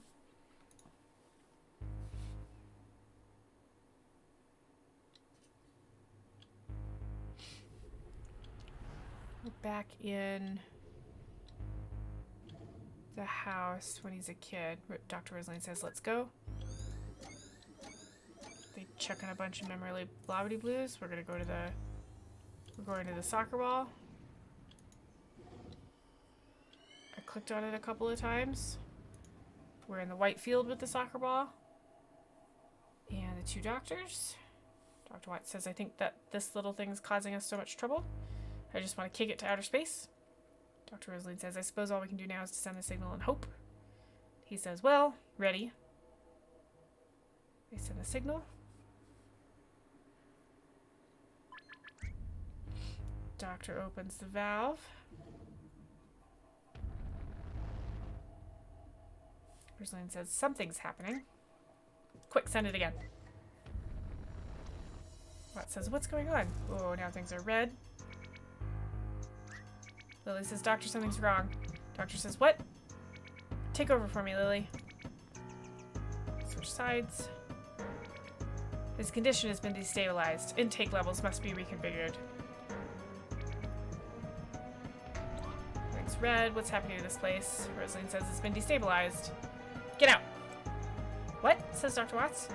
She says, get out of his memory now. He says, what are you talking about? She says, if the system doesn't restabilize soon, the shock might permanently damage whoever's in here. And he says, you've got to be kidding me. Why aren't you getting out then? And she says, I can't, Neil. If both of us get out under this state, all our work will be reset. There won't be enough time to redo all we've done before Johnny. He says, oh, you freaking, and don't pull that contrived crap on me.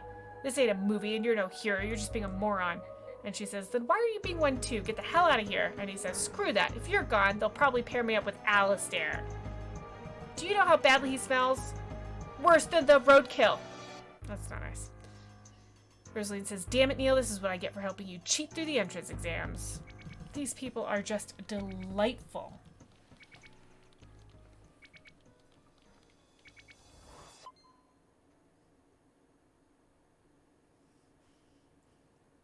Lily says, Doctor?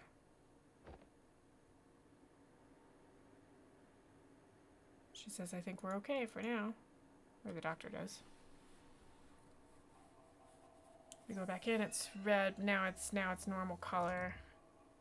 And we're on the house side, but there's no land. They're on the land side, they're yelling at each other. And guess what? Your carrot sucks, says Dr. Watts. Dr. Rosalind says, wait a minute. And Dr. Watts says, yeah, and at the last Christmas party, you... He looks around. And he says, oh. And she says, come on, let's go before that happens again. And he says, you know that I didn't mean to, call you a moron, right? And she says, you know that I did, right? Alright, so let's click on the ball. Here goes nothing. To click on the ball, the soccer ball. And we slide over to the house with the soccer ball in it. We land. Yes, okay, so it's merged. We are now bitty bitty baby Johnny. Okay, here we go. Watts says, wow, I can't believe that worked.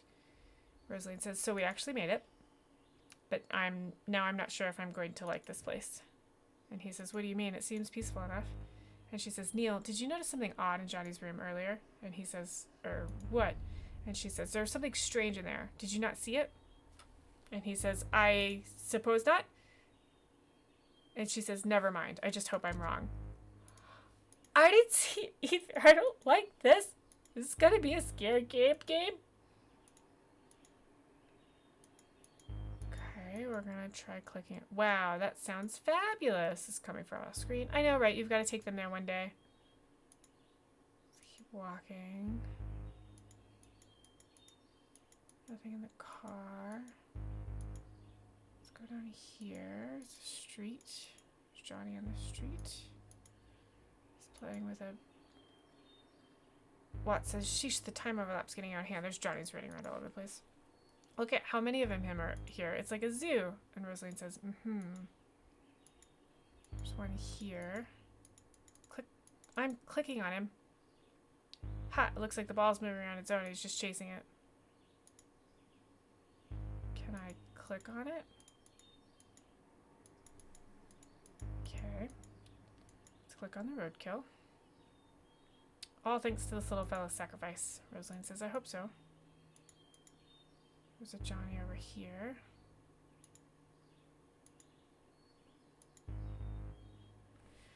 Screen blacks out. We go back up to the top where the car was. Oh geez, look at the time. I'd better get going. The store closes early today. Oh, take care, Martha. Say hello to the boys for me. I will. I'll see you around.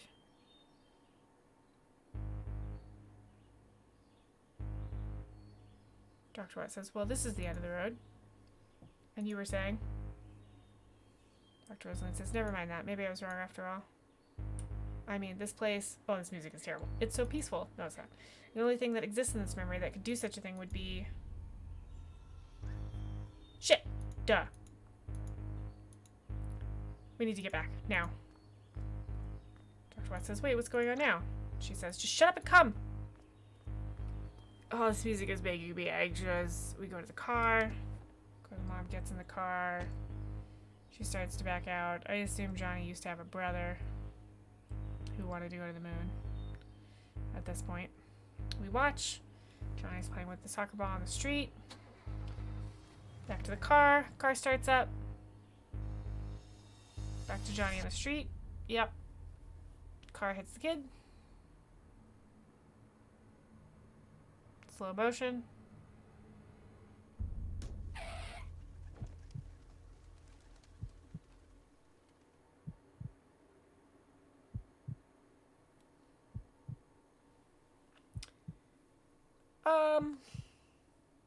Two doctors are walking towards the kid who's laying on the ground in the car. It's a black screen, just the two doctors and the kid in the car. Mom gets out. Falls to the ground by the kid.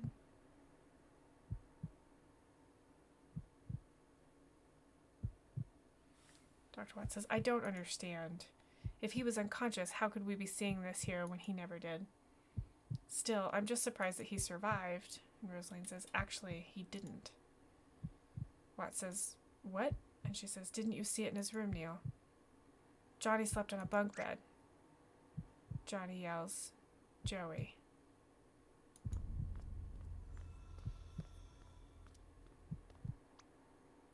Joey, can you hear me? Joey? Why did you hit Joey, Ma? Why'd you hit him? Joey, wake up, Joey. Wake up.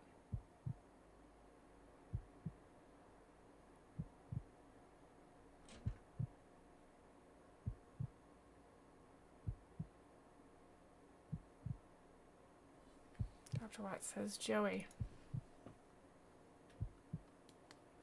Even though they were young, to lose a twin brother, not to mention how their mother must feel. At least Johnny had the beta blockers erase the memory. Not like he remembers it much. Fuzzily unlinked, not erased, says Dr. Rosaline. Somewhere in there, the aftermath of those memories probably lingered. Dr. Watt says, what about their mother? I don't think she took the beta blockers. Rosaline says, she seems to have gone a little cuckoo. Yeah, calling her surviving son Joey would be a little strange. Dr. Rosaline says, at least I don't really think she called Johnny Joey as a nickname. But if she then takes Johnny for Joey, what about Johnny himself? I don't like it here. Let's move on. Where? Like, where are we gonna move on from? Oh, this is a very, very strange game.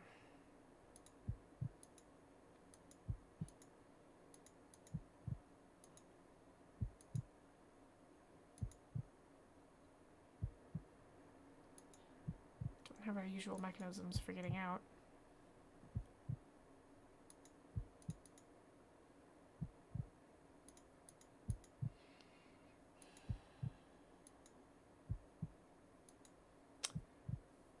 So Johnny lost his brother Joey. His mom called him Joey. Forever. Even when he was getting married. He theoretically doesn't remember this because he had those beta blockers. Who would give him those? If I click on Johnny, I can get out. Nope. What about the soccer ball? That was in the yard.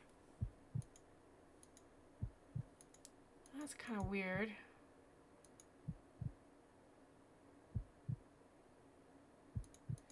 Nope.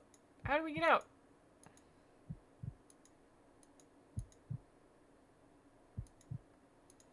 Yeah, this heartbeat thing is not cool. Let me out.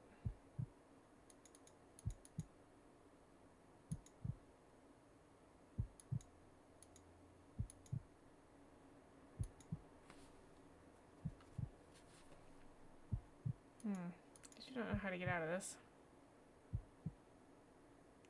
I have to click on Joey. Great. Seems like this wasn't the only memory unlinked.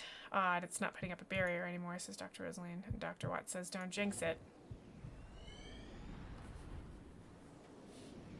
So we're jumping back to a room with both boys in it.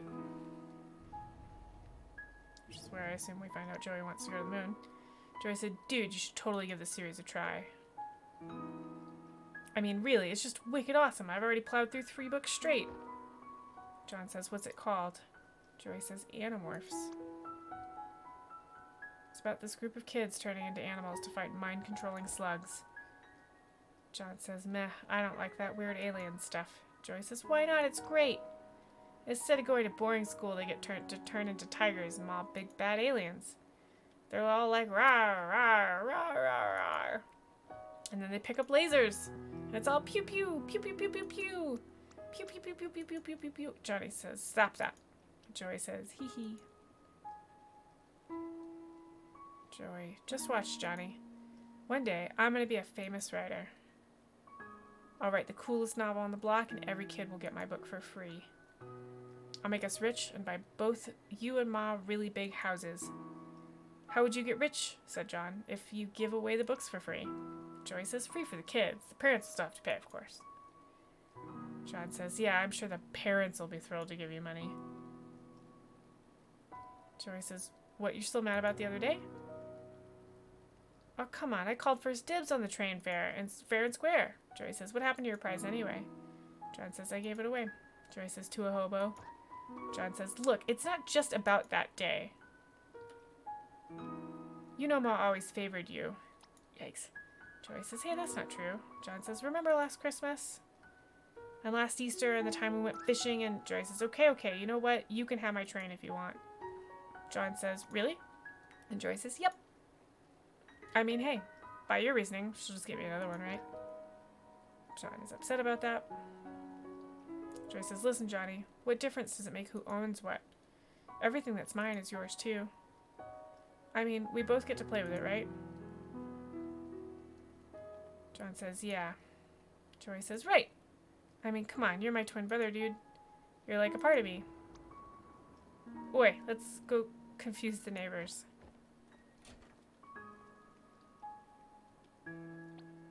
John says, wait, in the rain? Joey says, yes, in the rain. Come on.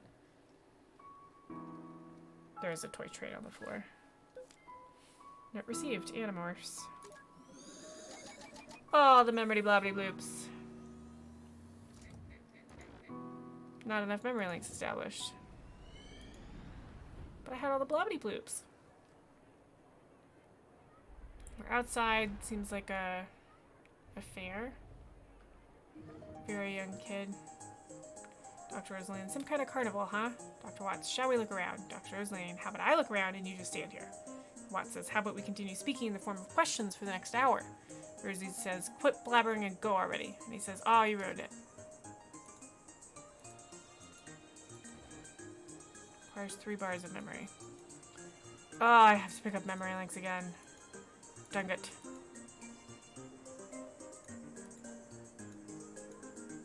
Fruits, fresh fruits. Apples, oranges, and tomatoes. We got it all. Dr. Watts says, wait a minute. Tomatoes aren't fruits. Dr. Rosaline says, yeah, they are. They are the ovaries of the plant and contain seeds. That's what a fruit is. And he says, but come on, tomatoes. We never refer to them as fruits. She says, wee-hoo. He says, I happen to enjoy cooking in groups, okay? Some of us take it very seriously. Fruits, fresh fruits. John, but I don't want this stupid toy. John, I want the train. That's the only train left. Do you want to exchange your prize for a teddy bear instead? No, I just want the train. Now, John, don't make a scene, says his mom. Joey won it fair and square, didn't he? John, but I won too. He just went first. Joey says, hee, it's okay. I'll let you play with it too. See how nice your brother is, Johnny? Says their mom. John, ... Okay, you dumplings, don't block the stand now. Come, let's go see what's over there. John, I'm not a dumpling. You know what, says Dr. Watts, I'm going to call you Dumpling from now on. And Rosaline says, you're bluffing. Ah yes, fortunes of wonder are ahead of you. This one might just become a lawyer, and this one a doctor. Oh my, says their mom. Come on, I'm getting both of you treats. Hey, where's my tip? Okay, we're just going to follow them around.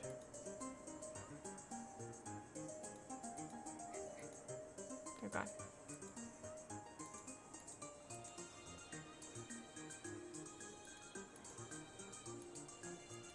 I have 1 memory blobbity bloop. Can I go through here? I need 3.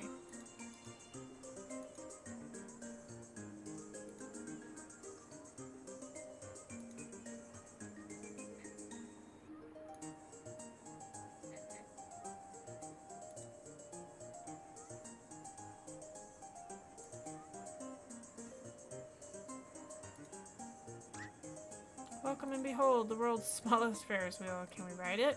Absolutely not. Does it even work? Absolutely not. Dr. Watts, looks like someone just glued some chairs to a water wheel. Rosaline says, don't know, don't care. Great.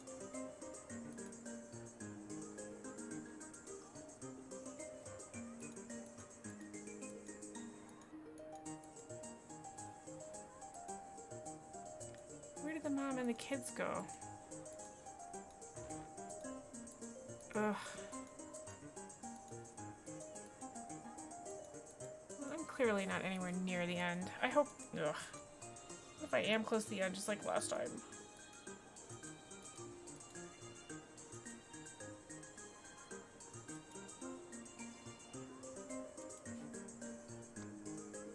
No way I ain't talking to her. Good or bad, I'll be screwed either way, said Dr. Watts. Nuh-uh. See anything else to click on?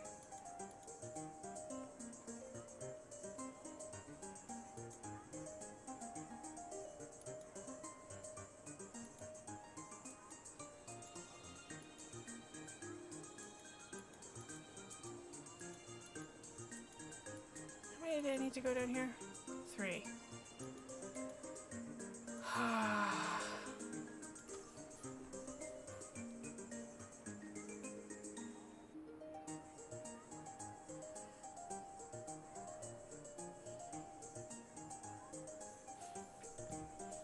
Or I've been playing for 2 hours. I might have to jump off so I can do my stream later. 'Cause I'm getting irritated.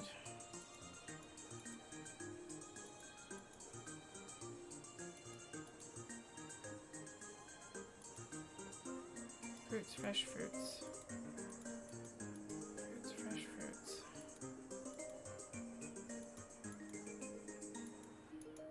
Grr. Yeah, alright. Can I quit this?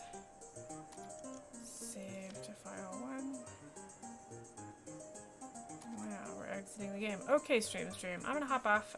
We'll be playing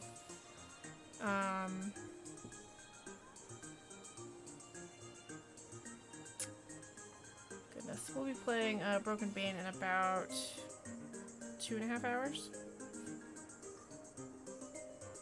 3.5 hours. Yeah, come join us again this evening for some more Broken Bane. It should be fun. And thanks for hanging out, stream. It's good to see you, Tyler.